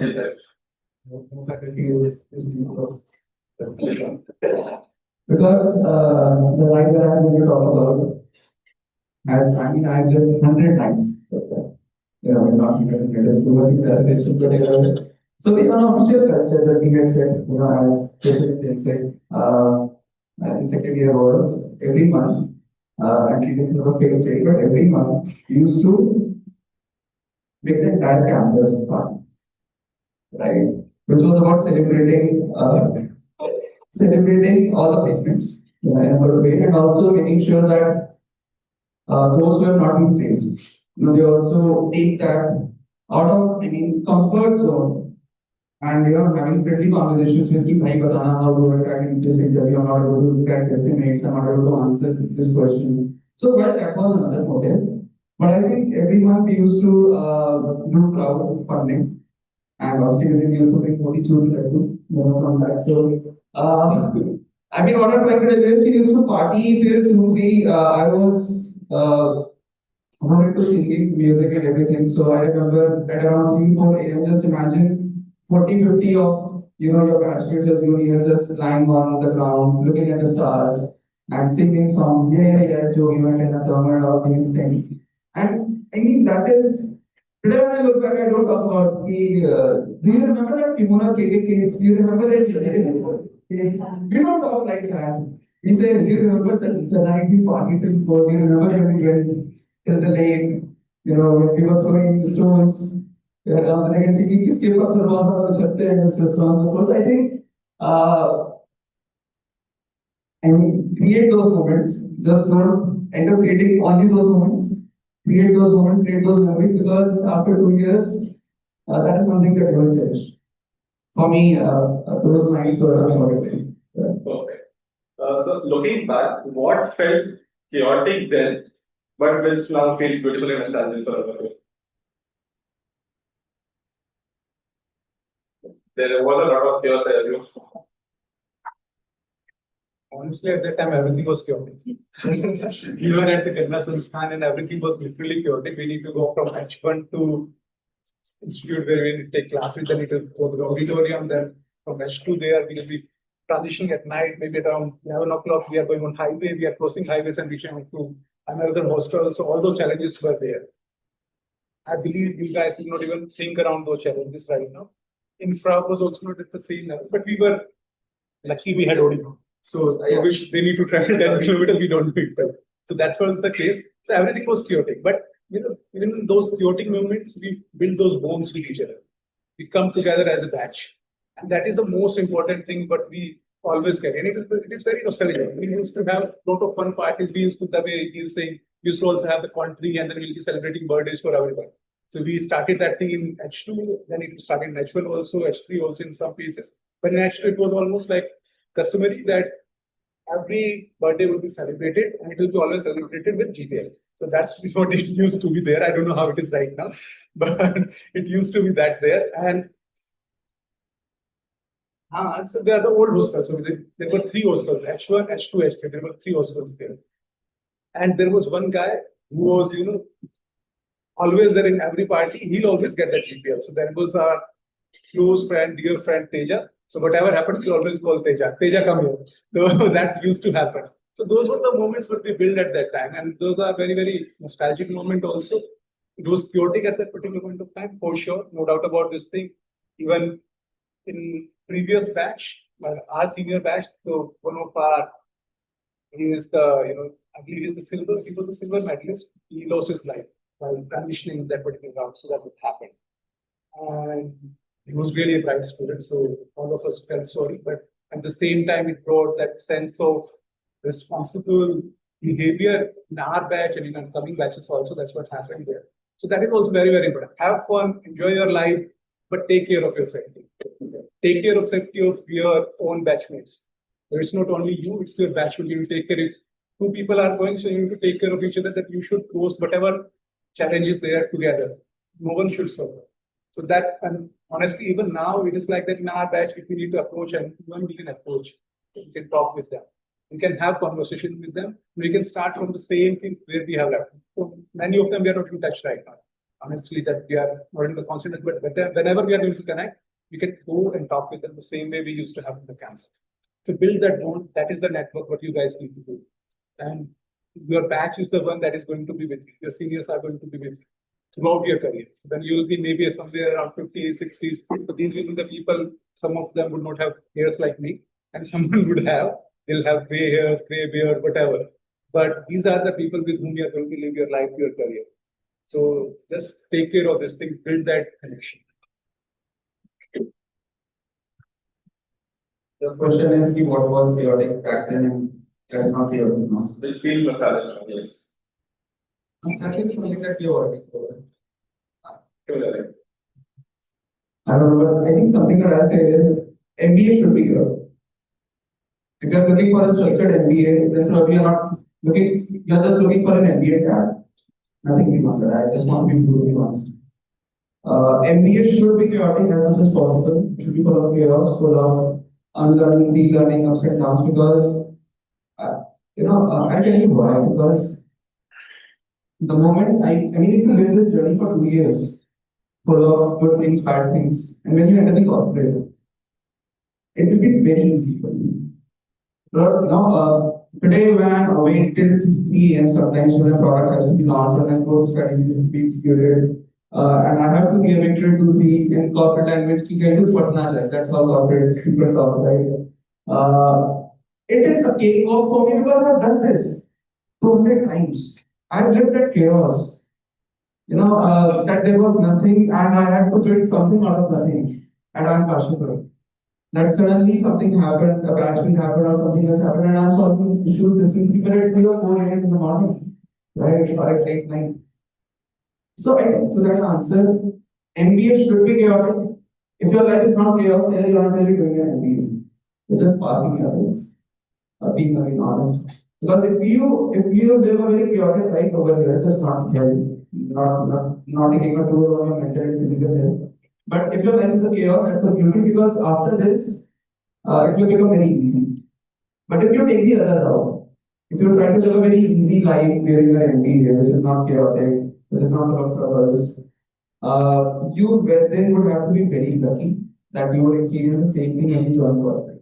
In corporate, your manager will tell you, and they really don't care if you're from IIM Kashipur. They don't care about that. You are just another resource that has been hired at a high cost. Right? I could have got the job done by hiring somebody from IIT Government, but my mandate was to hire somebody from IIM Kashipur. I could have got the job done in 10 LPA. I'm taking 17 or 18 LPA whatsoever. So I want the results as a manager, as a business lead. Okay, that's the corporate reality. That's the result that they would expect from you. And if you have not lived that this chaos, you won't be able to deliver over there. Right? And that is why chaos is extremely important over there. Okay, if that answers. That's it. That's completely. Do we have any other opinions? Rio? I think 10 people trying to cook chicken, 3 kgs of chicken hostel block was the most of chaos, which feels nostalgic now. And keeping that aside, I was struggling a lot during my first year. Chaos in its true essence, struggling emotionally, physically, mentally, a lot. And that was the time there was this one person, fellow e-commerce. She held my hand because she was like, I'm sorry, baby, just go and hold. And she has been my best friend till now. So I think that chaos, the way it turned into nostalgia, because I found someone I absolutely admire, adore, and love out of it. And sometimes that chaos brings you people in your life whom you know you can fall back on. That's the kind of nostalgia difference. In MBA, everything is chaos, like Ayush mentioned. Every little thing is chaos.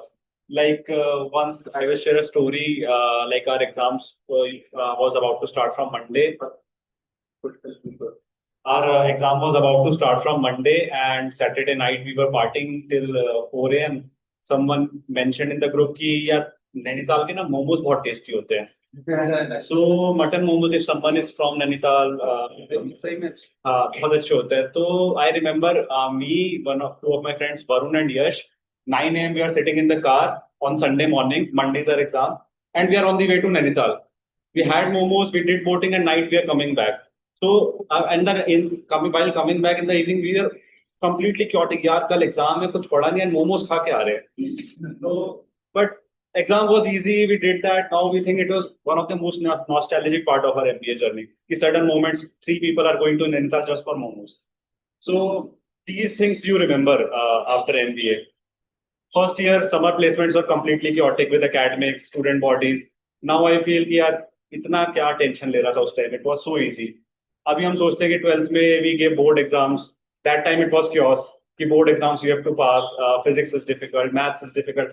Now we think we have passed both that time also. This also you will pass easily, and again it will be a part of nostalgia 2 years later. I think something that answered was even I and my batchmates used to in second year used to take 50 bikes, and we had the right to keep bikes by the way. We had that liberty. We had our own bikes, so we used to just 10-15 लोग निकले bike पे बैठा देते and we used to go to Nainital, Gajiya, momos, sopa, and all these things. So I think that's something that I miss now. That was my life in second year. I know I think we should do something like that, but that has been the beauty of coming to Passion. And we were in second year, so at that time, we used to have a director, Parivartan, who was maybe the architect of building this campus, what we are seeing here. And he was the one when he started for all the students getting started. So he was a bike rider. So that we used to go by bike along with the director. So that was our fun days at that time. So one day we need to attend one class because if I miss that class, my attendance will drop, right? And then your grade will drop. So that's what happens. So we need to attend that class. I and Ramesh, my close friend. So we also went for that bike ride. We reached there night. We went to the Kosambi. So we went to Kosambi, the director and the people also there, reached with juniors, and then at the same night in the morning at 5 o'clock, we left that place so that we can reach here around 1 o'clock and attend the class. So that's what we have done, and that was really wonderful. Amazing. Saloni, reminds me it reminds me of the ZNMD dialogue that life में जितना भी try करो कुछ ना छूटेगा. So I think MBA is about choices and trade-offs only. Whether you can plan an outing, whether you can sleep, whether you can attend a GL, whether you can enjoy food. Like it's all about that only, the chaos, and how beautifully you can carve the moments out of it and enjoy is what you will cherish after 2 years. And definitely you will come back and say that those were the best 2 years. That's something we don't need to say outside of the right. What I know is that MBA is often glamorized, but if you are being honest, that's not always the case. And keeping that in mind, I think let's move on to the next segment. It's called Pulse Check. It's basically a real talk on mental health and the burnout that the students face here. So, what was your lowest point during your MBA, and what helped you cope up with that?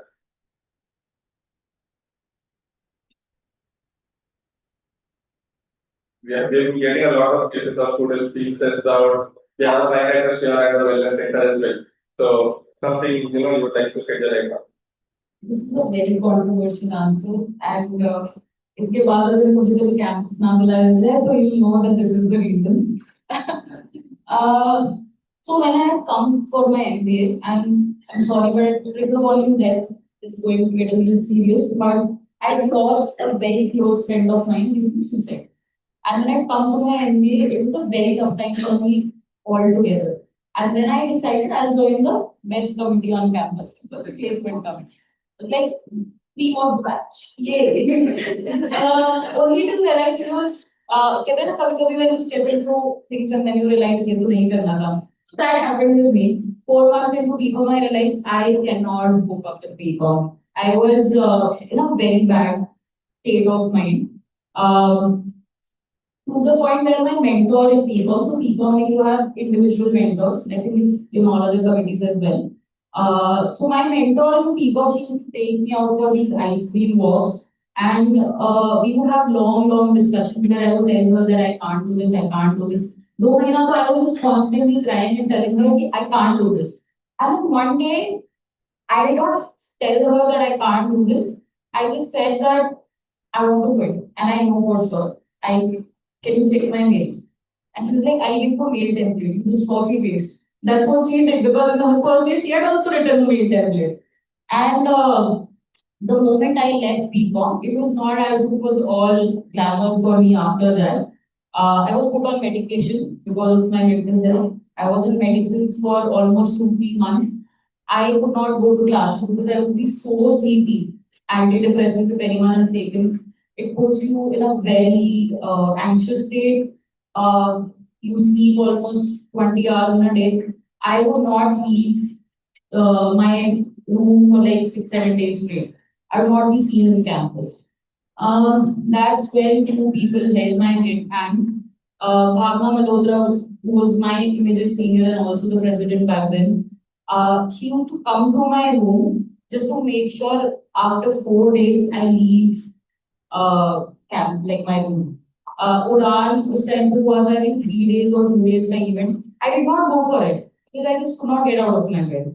So last, एकदम रात का समय है, Udan was about to end. Bhavna took me and like, I have not showered for 3 days, what do you want? She's like, just come with me. And then she took me out there, we had coffee and like, there was some very nice banana bread which she fed me, and she was like, you should this up. But I also think within campus, it's very important to have support from professionals. But if you don't have support from professionals, these are the very people who become your support system. So find that support system, because 2 years of MBA just does not get chaotic, but also gets to a place where you either want to quit or quit. So just find that support system. It takes a little bit of effort to find that support system, or you find people who again come back to you and say, you are just a baby, let me take care of you. And let that happen. Sometimes it's very difficult to even ask for support or receive support when you're getting it. Just let that happen. So that's from my. So when you are the president of institute where there are so many students, you face multiple situations like that. And I'm the same with the case with Aayush also, because that's what happens all the time. So in my batch also there were multiple cases around senior people were going through certain challenges, depression and all those things. Someone because of their personal issues, someone because of the academic pressure and the pressure that you get here in the institute. So that is there.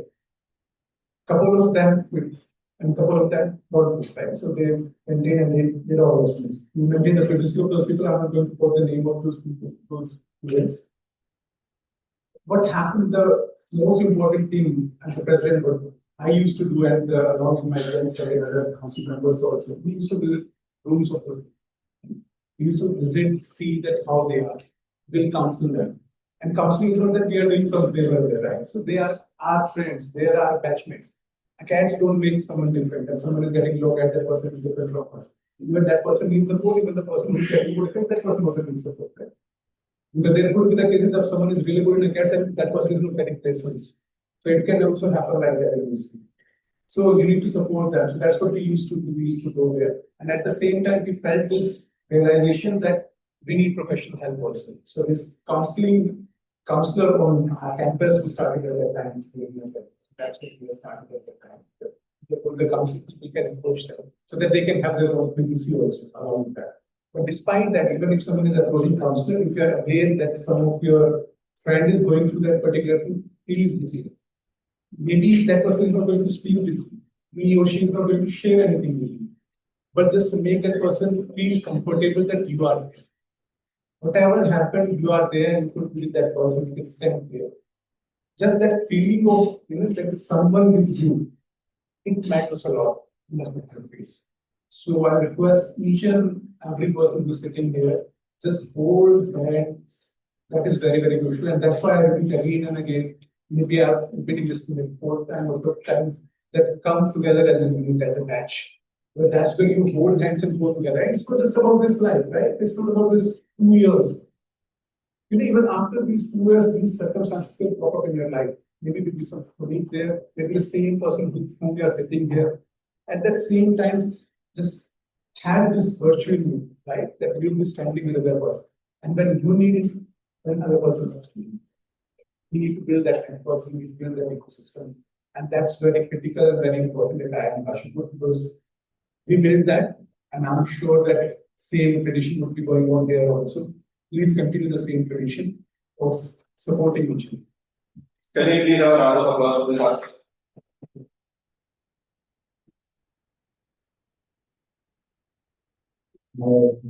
I got a what we have seen, I'm both emotional and angry right now. So I might sound, my answer might be loosely structured. Because what we have seen, what he has seen, what I have seen, are conversations behind the doors that probably 99% of the batch doesn't. Now with that, I'll just help you realize a few things as your senior, as your leader, and like I've been saying, it's your choice, but just to think about it. It's not about, I'm not going to talk about my lowest point because that's not something that we discussing. We have seen, I have seen a lot of people in their lowest point. So I can tell you why that happens.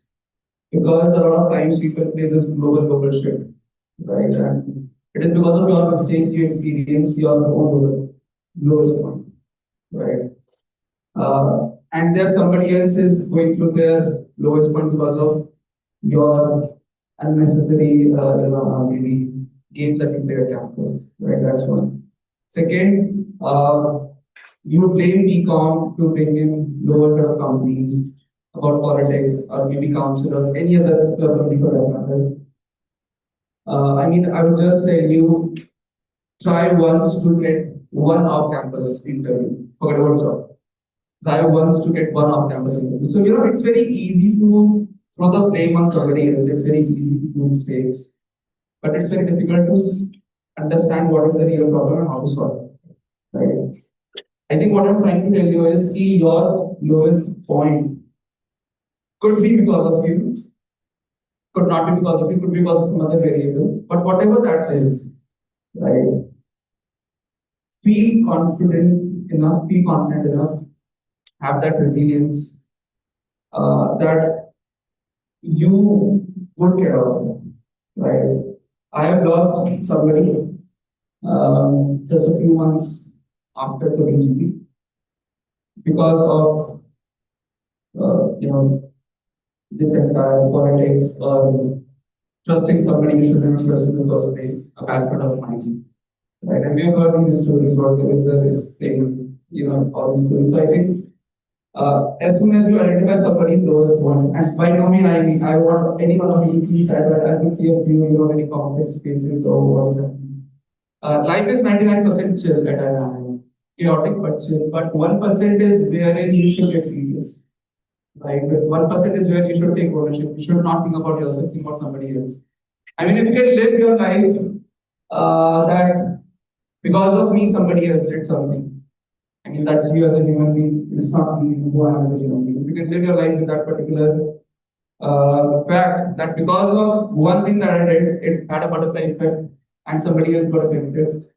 If you can live with it, it's your choice, man. Right? But eventually, whenever you see somebody else's lowest point, just help them and try not to be the reason for somebody's lowest point. That's the best thing that you can do.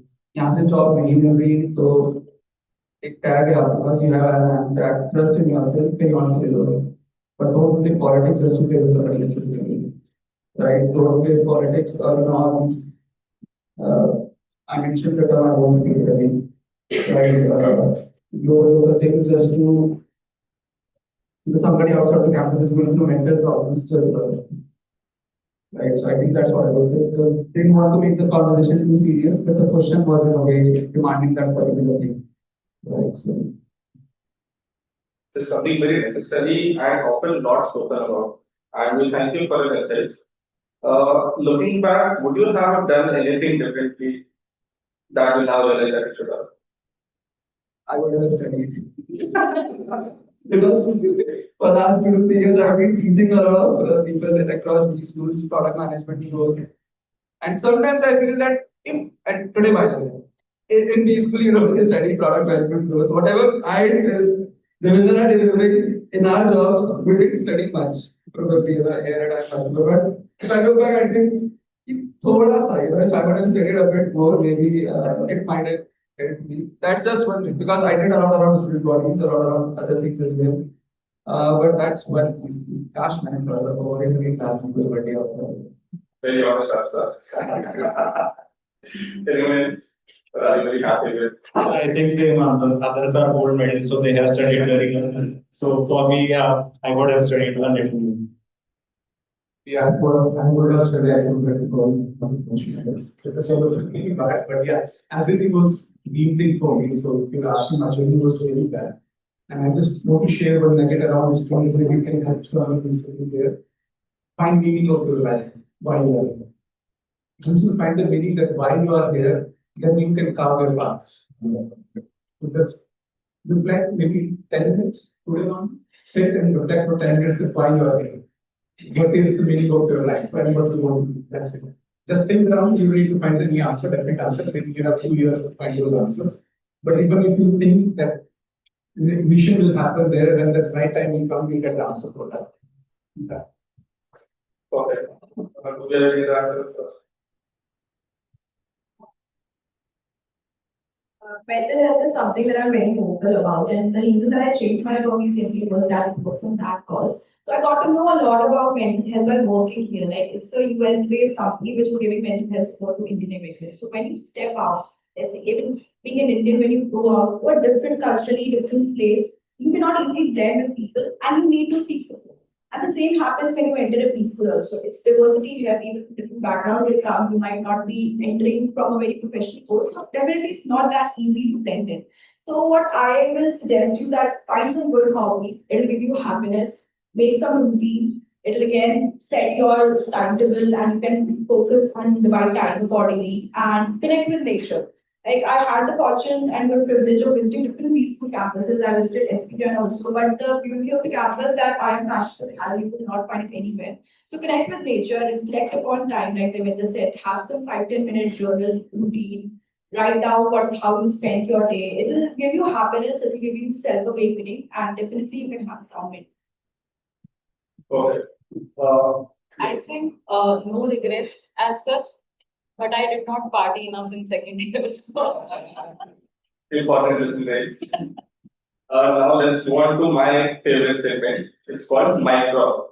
It will be a rapid fire round, and we want all of your answers. Short answers, quick answers. Are you also going to give us a number just like current years? Right. So question 1. Which midnight snack here deserves a Michelin star? Deserves it. Michelin star. Something that you love the most. Maggie. That's a paratha. Paratha, yes, I love paratha. Does the audience want to answer? No snacks? I think you can ask some questions from the audience also, like their experience. Burger and fries, and I have just discovered there's a thing called DCD. Double cheese, double patty. I'm like, I had it yesterday. I was expecting that. Actually. Where do you get that? Amul. Yes. Right. Question 2. What did you waste the most time doing during the MBA? Yes. What did you waste your most time doing? Thinking what has to be done.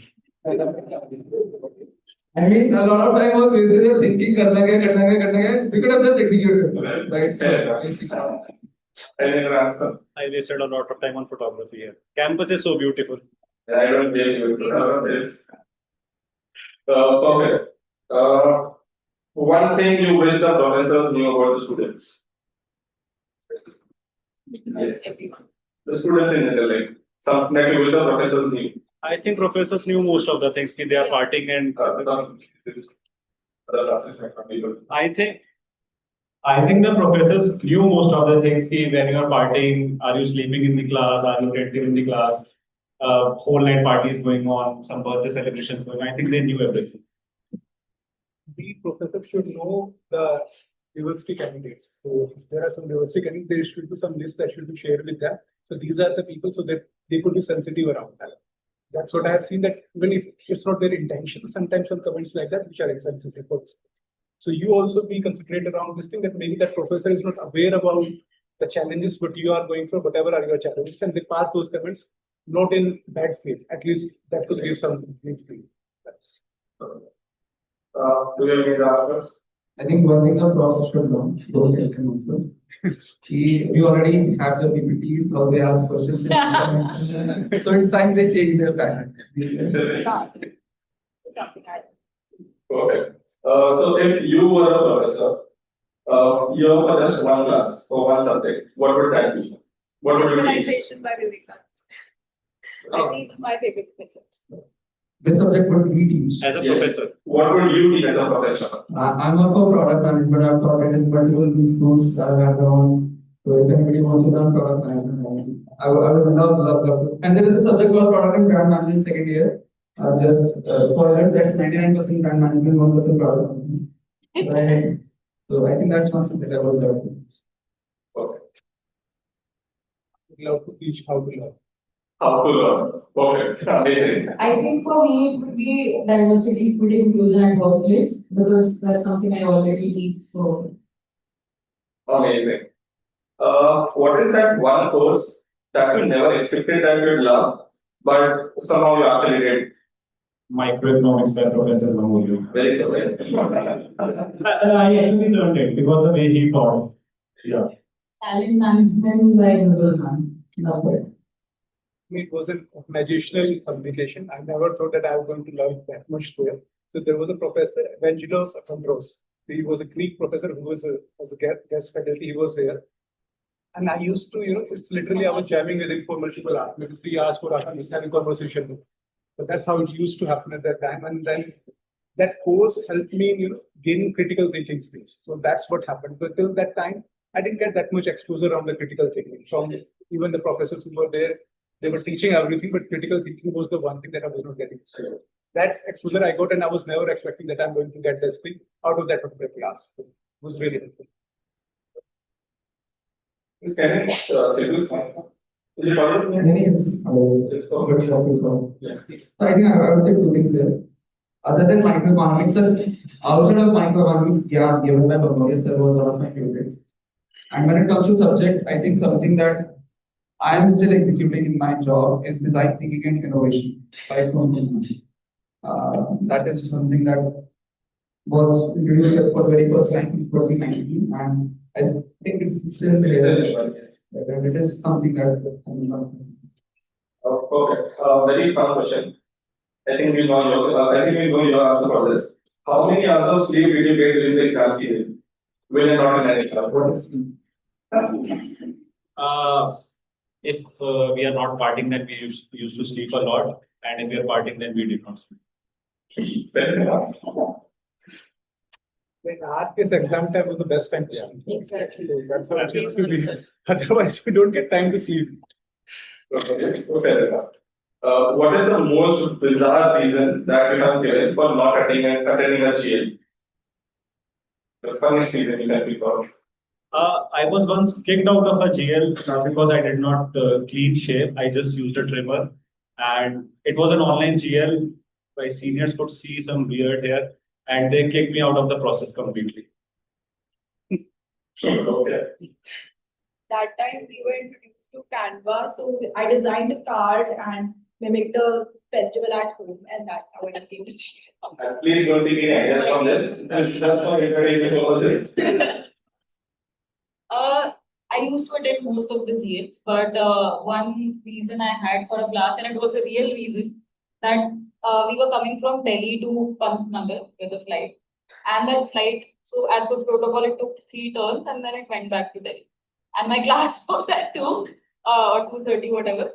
And we could not reach Kashipur only. So that was the most bizarre reason, but also one of the reasons that led me to use DML. So Okay. Not applicable for me. company, so we were the one who was asking everyone to come there.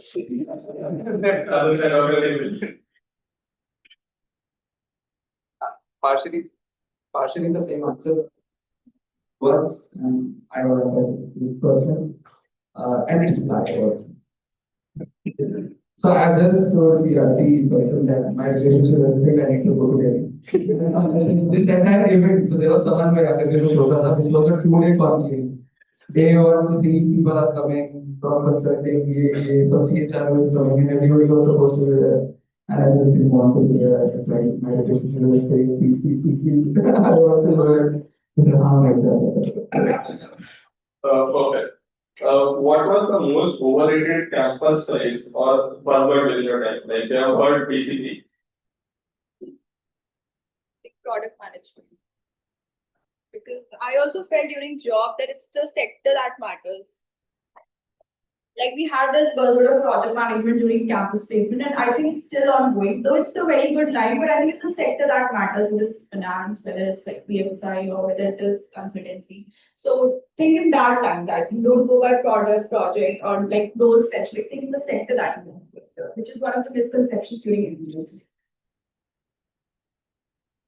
Buzzword that Team Insite had for us. And we had them as Team Insite for the next, I don't know if that existed. How many of you know what is YP? YP.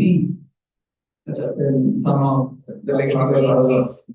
So YP was a phrase that the seniors used to use initially, and it means your problem. In fact, it was very clear that AC basically is not working, and the reply was YP. Like, the food is not good, YP. When would alert come? YP. So that was a common phrase that, I mean, what we wanted to do, we understood this very clearly from our seniors. What they wanted to do was, don't just throw comments now on email. What I've heard is a lot of your seniors, and I think you love writing emails for me, long emails, explaining things, asking things. But I mean, back then the culture was, don't just jump to emails, don't just jump to writing your seniors number, ki kaise hoga, wo kaise hoga. The culture that was, it was, it's your problem. Figure it out yourself. And if you have done 10 things, and tabhi nahi ho pa raha, then come to us. So that was culture, but that was also phase 5D. And we did the same thing. Somebody asked us, oh, what would it be? It's a mess 5D. So, I think most colleges use the word globe. We are one of the very few colleges who use the word fab. So, हमारे time पे, BCom has basically made someone stand up during a batch meet, and they asked, ये resume इतना fab का मतलब बताओ. So this person, again, new person said fab means fake as. And later I found out that fab does not mean that. Its actual spelling is PFAFF, which means presenting fiction as facts and figures. So that was like, I had an epiphany, and that was the buzzword for my entire MBA. So yes, I think you're having Something wrong has been passed down. The story behind this thing that how this fab word comes in the culture of the place. So there was our professor, Nukul. So he used to use that word with us, don't do fab in these PPTs and all those things. So that's how it comes in the culture. For us, it was IIM Kashipur is word. I don't know, have you listened to that or not? So, Even professors use it. there is a professor Kunal Gaman type. So when you are sitting there and if you are not focusing in his class, you say, welcome to IIM Kashipur. Okay. The last question of this segment. The question is open to the audience as well. If MBA was a movie, what would your title be? Open to all. Yes. Gangs of Wasseypur. Kinds of wow. Okay. Yes. Perfect. Okay. Yes. Sorry. Golmaal. Wow. Okay. MBA double A. Yes. Perfect. The most fitting. It's the covered. Do we have any other funny ones? Yes. I have a title to say. Yes. It's very partly. Perfect. Lastly, इसके बाद ही start होती है. Audible now? Yeah. I think the way the movie actually flows. I would somehow relate it to the pursuit of happiness. There is a lot of chaos, a lot of struggle. But if you literally love this thing the way Chris loved the future of his son, eventually you might have a scene like that at the end of the day. So maybe that's what. Perfect. Extremely correct. To the last segment of today, it's called legacy notes. What is the best piece of advice you received during your MBA and that has stuck with you till today? From your seniors or your batchmates or professors whoever. That is the advice that I received. I was very fortunate to be, mentored by my Gen second, my cultural company secretary. I'm still in touch with them. That is the advice that they gave me. I took it to my heart and soul, and that is the advice that I gave to my juniors in my first batch. Even let me ask some question to each and every one of you. I would pass on the same advice to you. I will that. How many of you are planning to do a second MBA after this? Anybody? A second MBA or second MSc? Exactly. But there are people who plan to do PhD and everything. Okay. The reason I am asking this question is, if I ask you right now, what's your name, by the way? Do teach me. Srinath, where are you studying your, what's your education background? But if I ask this question 2 years down the line in future, what would you say? You are an MBA from IIM Kashipur. Now imagine you got married to somebody, you have a kid. If I ask you the same question in early 30s, 35, what would you say? You are an MBA from IIM Kashipur. When you have become a grandfather or anybody who has become a grandfather, grandmother, your grandchildren will ask you, where did you study? And you would say, I did my MBA from IIM Kashipur. What I'm trying to tell you in a PT or the place, this brand is going to stay on your resume. First of all, accept. Let me ask you this question again. How many of you really wanted to get IIM Kashipur? This was your DP school. I don't really need to ask that. Probably the answer is less than 5%. Right? You wanted to go to maybe Rohtak or Udaipur or Ranchi or ABC and whatsoever. A lot of you ended up at IIM Kashipur. Let's accept that. Okay, no hard feeling, no disrespect to the legacy that you have built. But you need to now accept that this is your home. That this is the brand that you will carry for your entire life. Unless you're planning to do another MBA and then you wipe it off your resume altogether. So one advice that my seniors gave me and that I would want to give to you back to you is take ownership of the college. This college belongs to you. Right? Your name may not be Kabir Singh, but you have to be written around this particular time. Right? This college belongs to you. This institute belongs to you. Right? And taking ownership of the brand, taking ownership of everything that you do here is something that will transform the institute, transform your friends, and ultimately maybe transform yourself as well. So take ownership of the brand because somebody could be working here today, could go to another. It's a part of their journey. For you, this is the last degree that you will ever pursue. Right? So, कल को आपको भी चल जाएगा ना कि 5 years down the line something happened and then you are feeling sorry, that you have to visit IIM Kashipur somewhere. Right? So I think that's something I would say in a nutshell. Take ownership of this college. This college is yours. Think of that in capital times. No one wants you to font size. This college belongs to you. Take ownership. Right? Perfect. So one very important key insight or advice, I was having discussion with Professor Gautam Singh. And at that time, I was having very previous question at that time, very intellectual question at that time. So I asked him, so we don't have enough data for to take any decision. So how to take decisions, or how to we gather more information to take any decision so that we can be more correct in the decision. So he said that there is no decision that is right or wrong.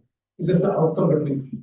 So whenever you need to take decision at that point of time, whatever you are thinking, and then move forward. Don't think twice about that. Take decision, move ahead. Then you will be able to learn from it. So that is an insight that I really keep close to my heart and try to follow. That's the key learning for that. I think for me it was two key learnings.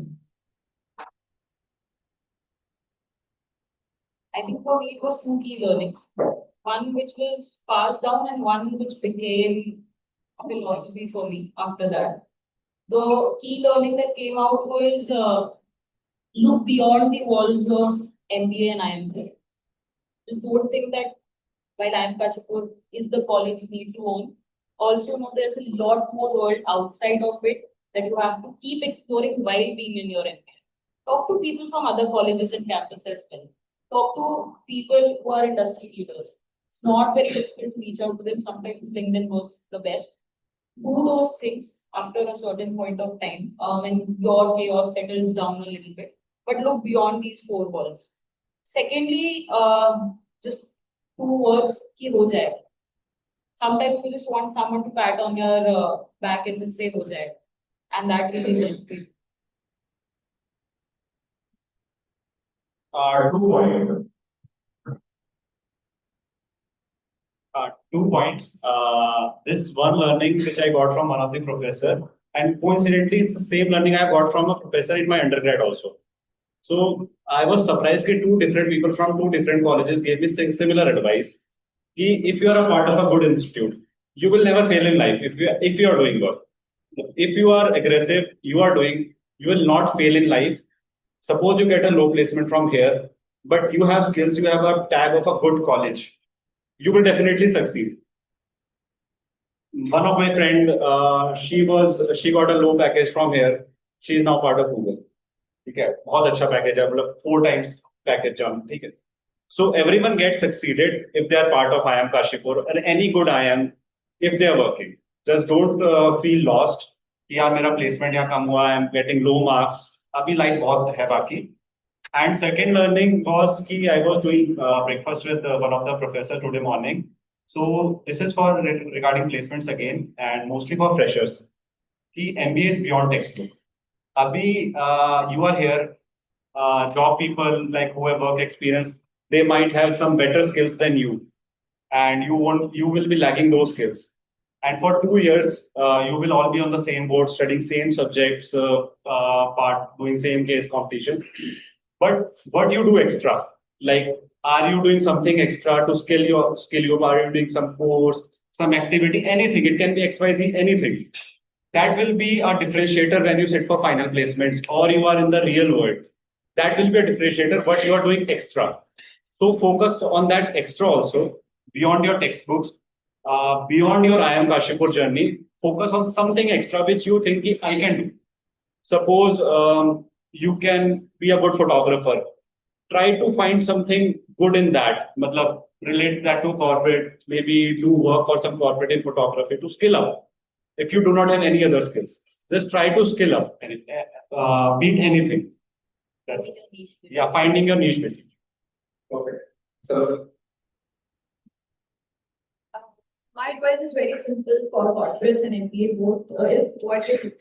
Be ethical. What you do, you should be accountable for it. You should know it well, be true to yourself, and definitely good will come to you, which is what I experienced throughout my life until now.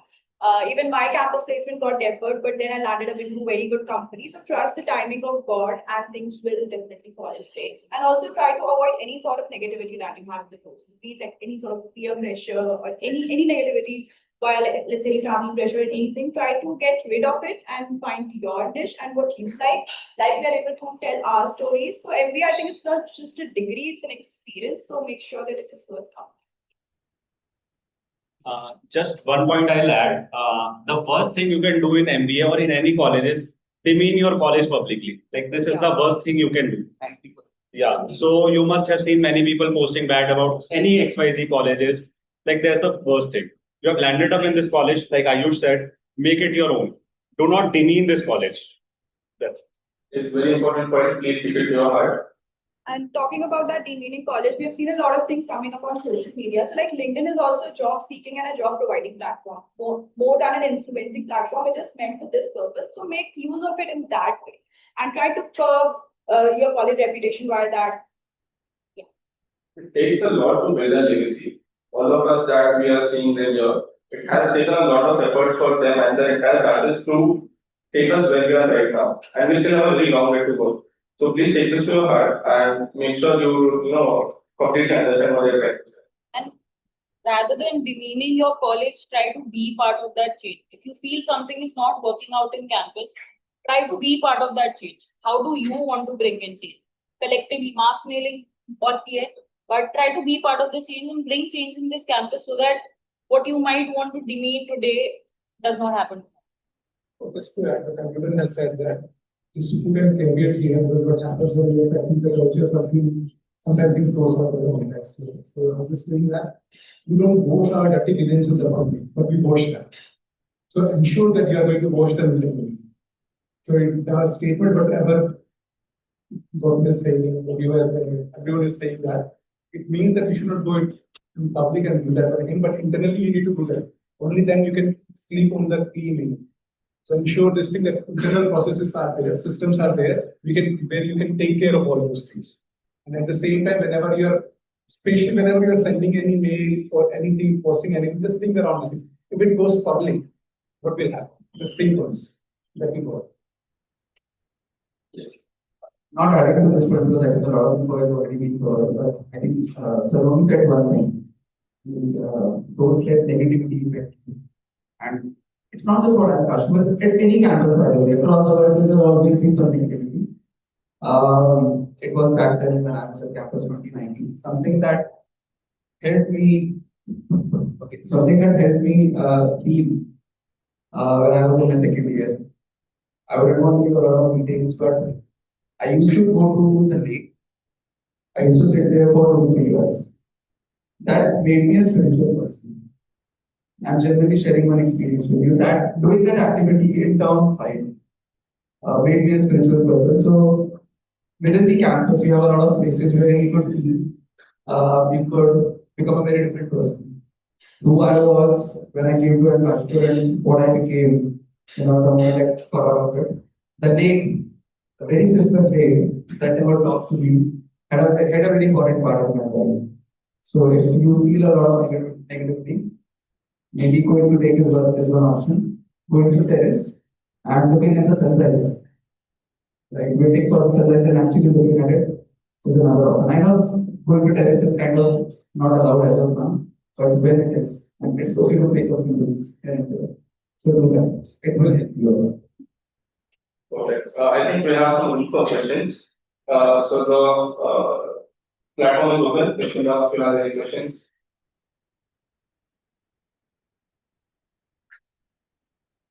No one. You can ask any informal question, any question. Yes. So we have very opportunity for areas. Like from my college, for waiting has been a speak for to program right here.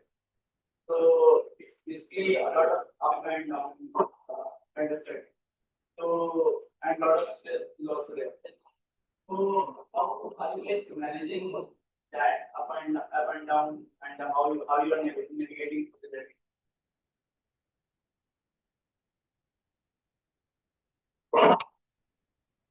Hey, hi. What's your name? Amish. So one question that all of you should learn is whenever you ask a question for the very first time, first of all introduce yourself. Hi, my name is this, and this is my question. Inside what I've already told you, but it's a basic nomenclature. Even if you are in corporate, you have joined the company for the very first time, you would first of all want to introduce yourself. So now the question is, you have been an entrepreneur for roughly 4 to 4.5 years. There were a lot of ups and downs, and you are looking forward to what would be the way out. Is that so? Or what's your exact question? So I got the background, but what's something that you want us to answer? Can you please provide mic? Can you share mic? Can you ask mic?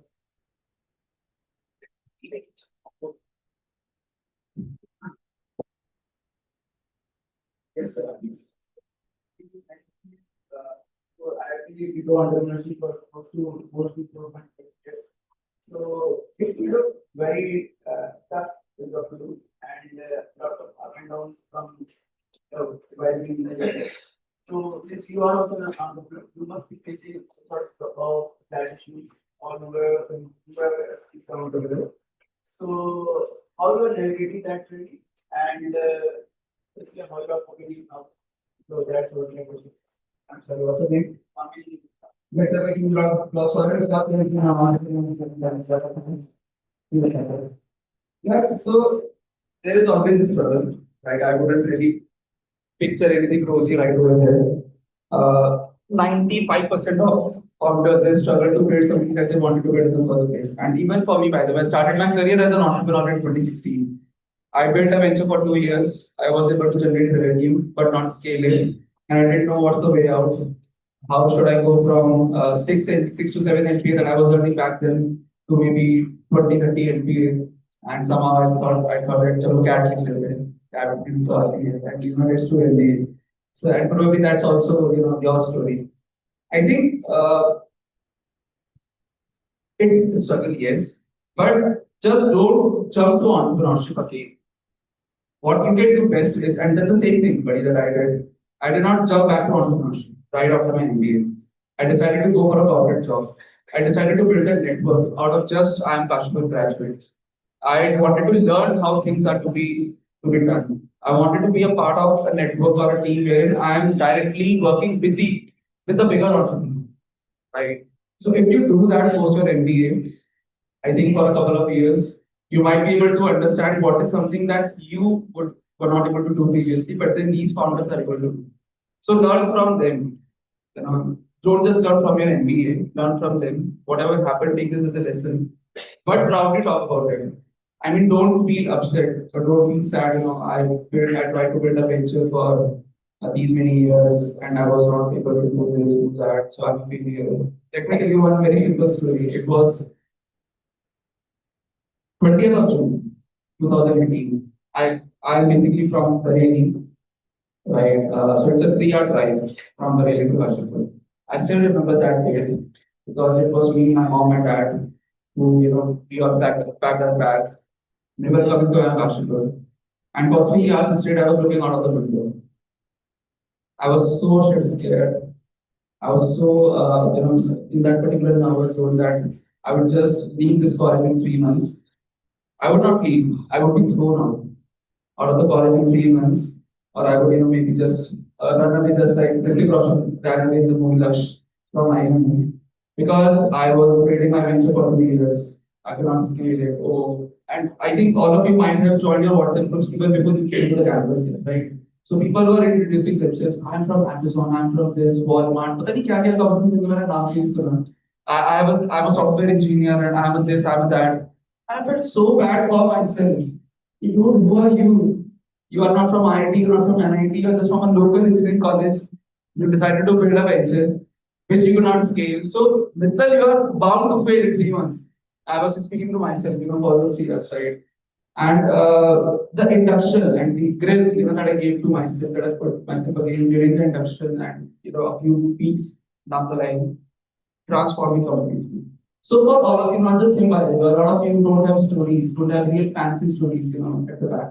So it's fine, right? If you don't have one, you can create one right over here. But when it comes to entrepreneurship, not everybody should become an entrepreneur. Not everybody can become an entrepreneur, and becoming an entrepreneur is not everything there. Today, I'm in an entrepreneurial way, a part of another organization. And my main venture that I was running has taken a side gig for myself. Because I accepted, that I wouldn't be able to scale it again the way it was supposed to happen. So the beauty here is not just for entrepreneurship. That's what I want to tell you. Okay, if you are able to build one, that's best. If you're not working in a very good organization, in a reputable position, earning a good CTC is also one of the best things that you can do. Did I answer your question in a nutshell? Here and there. Baki kuch ho to bhi kare. Right, next. Yes. Hello everyone, I am Govind Soni. So my question is kind of collective question. Most of my friends will be interested in. So how you guys selected your specialization? Many of us are still figuring out what to select, what factors to consider. And if you get a chance to select a specialization today, will it be the same which you selected that time? Good question. Most of the freshers will face this issue, or even the job experience. When I was with the job experience, but again I had a dilemma. If I want marketing, finance, or HR. In first year, I was very open. Let's study all the subjects. I had a bit lean towards marketing, but that was because of my previous job experience. But I was open if I should go for finance or HR, just study all the subjects. During the mid of first year, I never thought I will start liking HR. So for months, I thought I will do majors in HR. But again, it's upon the subjects. When you study all the subjects, don't think this question as of now. How should you decide? Think of this question after 1 year, when your first year is about to end. When you've studied all the subjects, HR, OB, strategy in all the subjects, then you decide which subject I like. Don't think with your friends, yeah, my friends are taking this subject, this has better scope. Don't think like that. Think of yours, because you all have studied similar subjects. So I think you will be able to make a better judgment after 1 year. Yes. Just at one point here, just to add what Fulati has said, on the top of it, whatever he has said, that you should be with open mind there. Along with that, I'll suggest that always go with one option that is safe and another option where you want to explore. Right? So that's how you can, hedge your risk there. So then you can take 2 specialization very easily here, right? So I did 2 specialization, 2 majors and 1 minor. That's what I have done. So you can also do one safe and one where you want to explore the different facets of the business. Also, just adding one more point to that, you're doing a general MBA. So also know that even if you end up doing a specialization in, let's say, marketing and a minors in HR, does not mean that eventually you cannot go to HR or you cannot go to supply chain as well. These are skills you learn eventually. There are always going to be scope for you to switch, for you to explore new careers. Just keep that curiosity in mind. That if this is something I want to do, I want to do it. This is my goal, no matter what. But academically, even if that's something you won't end up doing as a specialization, that's okay. So, and the answer will come to you by the end of first year. Even in your degree, it will be written general MBA, Exactly. no other specialization. Who's next? Yes. So, Rajita, my question is that it is you, it could be a little bit personal. Just the way you said you are a fresher and you were navigating throughout the academics. So how you manage everything, your personal life, because I can relate to you very much as a single mother myself also. Navigating through this journey is a bit overwhelming because within 2 days I have to pack my stuff and be here in this campus, leaving my family and my child behind. The way you have said that there have been personal problems in your life also, you have been in PCOM and after that you have left PCOM. Like dealing with everything, I would say that I can relate it to myself also because for me it's been getting a bit overwhelmed, balancing both the lives, be it acad or my personal life or be it in the campus. A certain kind of homework is there. Can you tell me little nuances or little micromanagement thing? How can I deal with both these? First of all, round of applause for Rajita, because say this out loud in like the forum where you don't know everyone as of now. So hats off to you, being a single mother and actually then taking a decision to come to a college.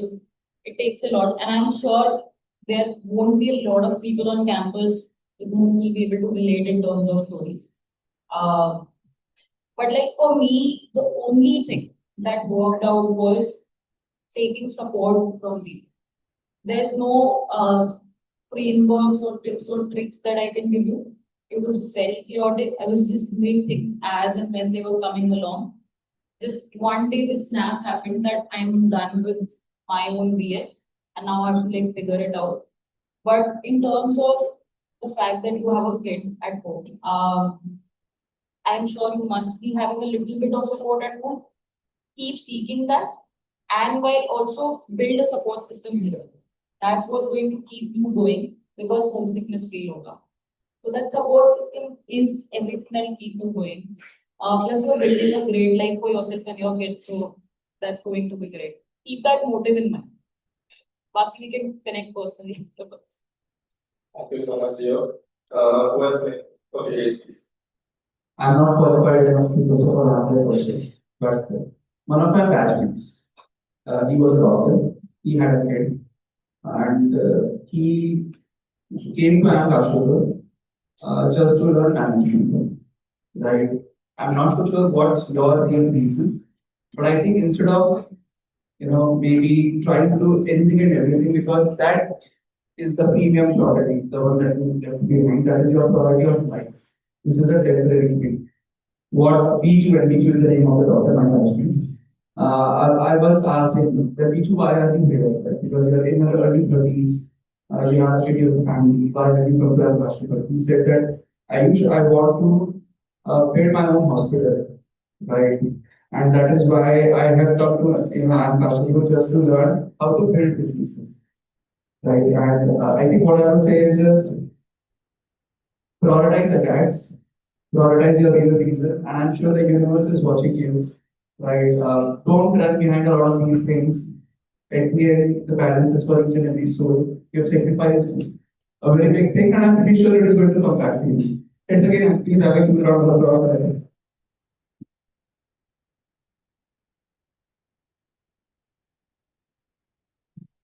Just to add, everyone has said that we this last with you 2 year only. So I can understand as a parent what you would be feeling when you're giving your kid that more and the coming year, there's separation anxiety, and all those things will come into the picture. Trust me, when you are going to have a conversation with your kid, I'm not going to talk about MBA and all those things. When you are going to have a conversation with your kid, just let him or her know that you are here for the better future, for him or her and yourself. And build those stories around the people. Let other caretakers tell him or her those stories. That's why you are here. So that the real, the challenge is that we always get a guilt feeling that I'm leaving my kid behind and I'm coming here. That guilt feeling is there. The only way to overcome is that consider your kid as a mature kid. You understand that. Maybe he'll not be able to, or she'll not be able to respond to you right now. But if you are going to tell those stories to your kid, that bond will be still intact. So you don't need to worry about that bond. And be sure about this thing why you are here. You are here to build good future for your kid, for yourself, and for sure it is the best thing for your life. Just let him do for him. Yes.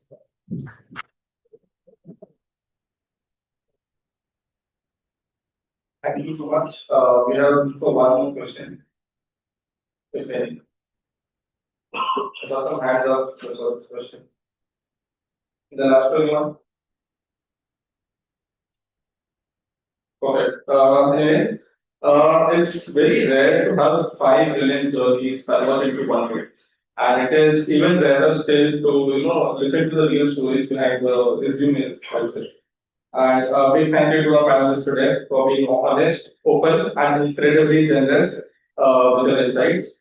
And to everyone here, carry forward these stories, reach out to them. And one thing for all of you to remember is that all the alumni who are sitting here used to sit on the places that you are currently at.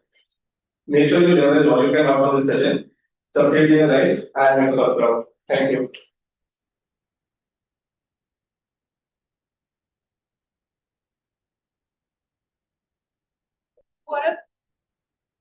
What a fun and interactive session it has been. We thank our panelists once again and each one of you for making this session this particular edition of Safarnama truly special for all of us. But now, before we close, we'd like to take a small moment to extend our heartfelt gratitude to all of our esteemed panelists. Your perseverance and insights have added immense value to the session, and it's been a true privilege to have you back here at the campus. Now, may I request Mr. Abhishek Pan, ARC office, to guide us on the stage and present document.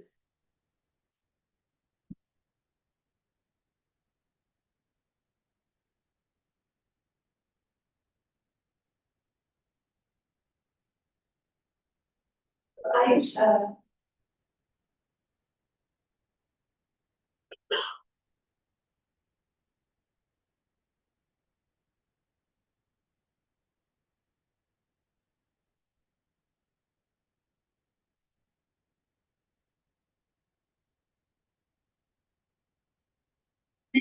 I would like to call Davinder Yadav.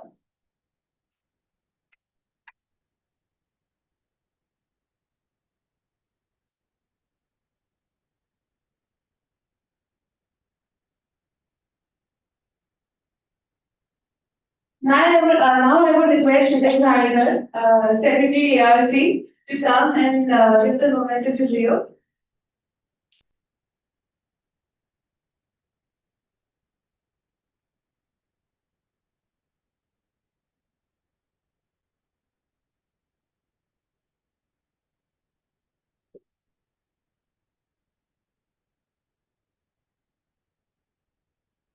I would like to call the and last week.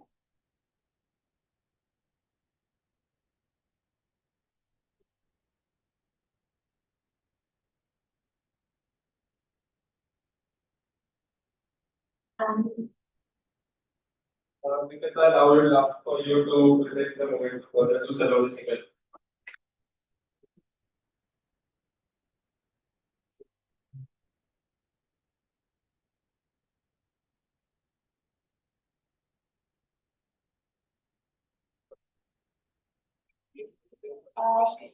So thank you once again to every one of you, and on behalf of us, the Alumni Relations Committee, we hope you stay connected, stay inspired, and continue writing your own versions of Safarnama.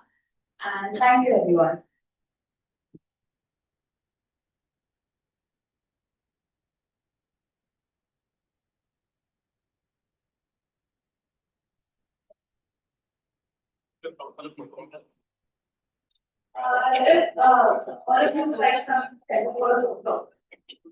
Okay, if you guys have any question, you can reach out to any one of us, even on LinkedIn or any social media platform you prefer.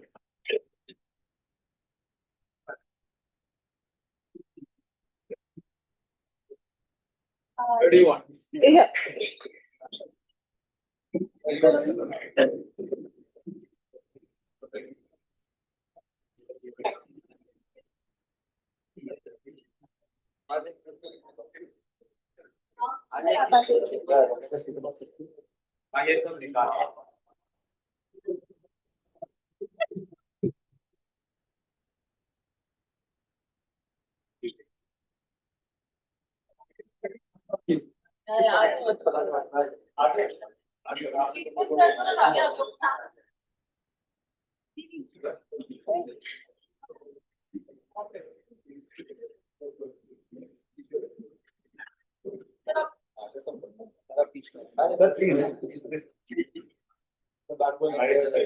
Thank you so much.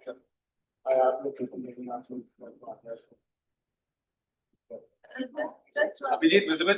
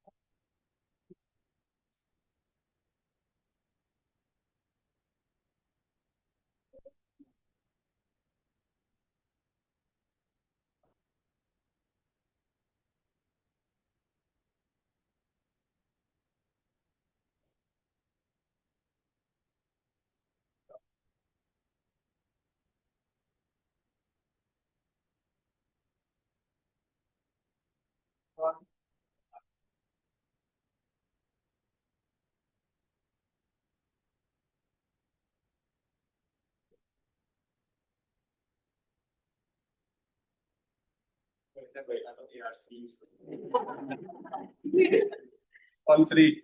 1, 2, 3. Yeah. Thank you. Thank you so much.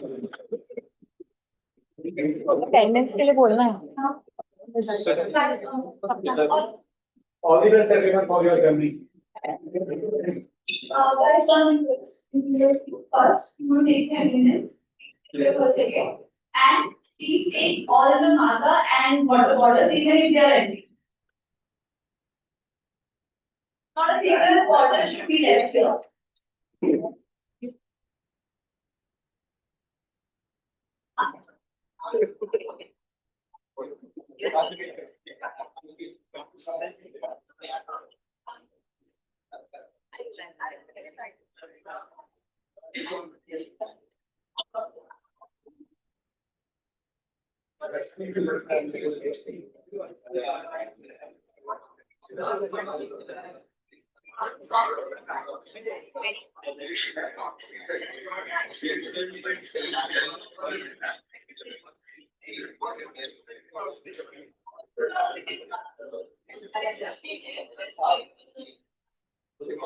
I understand you are just let's everybody clear it.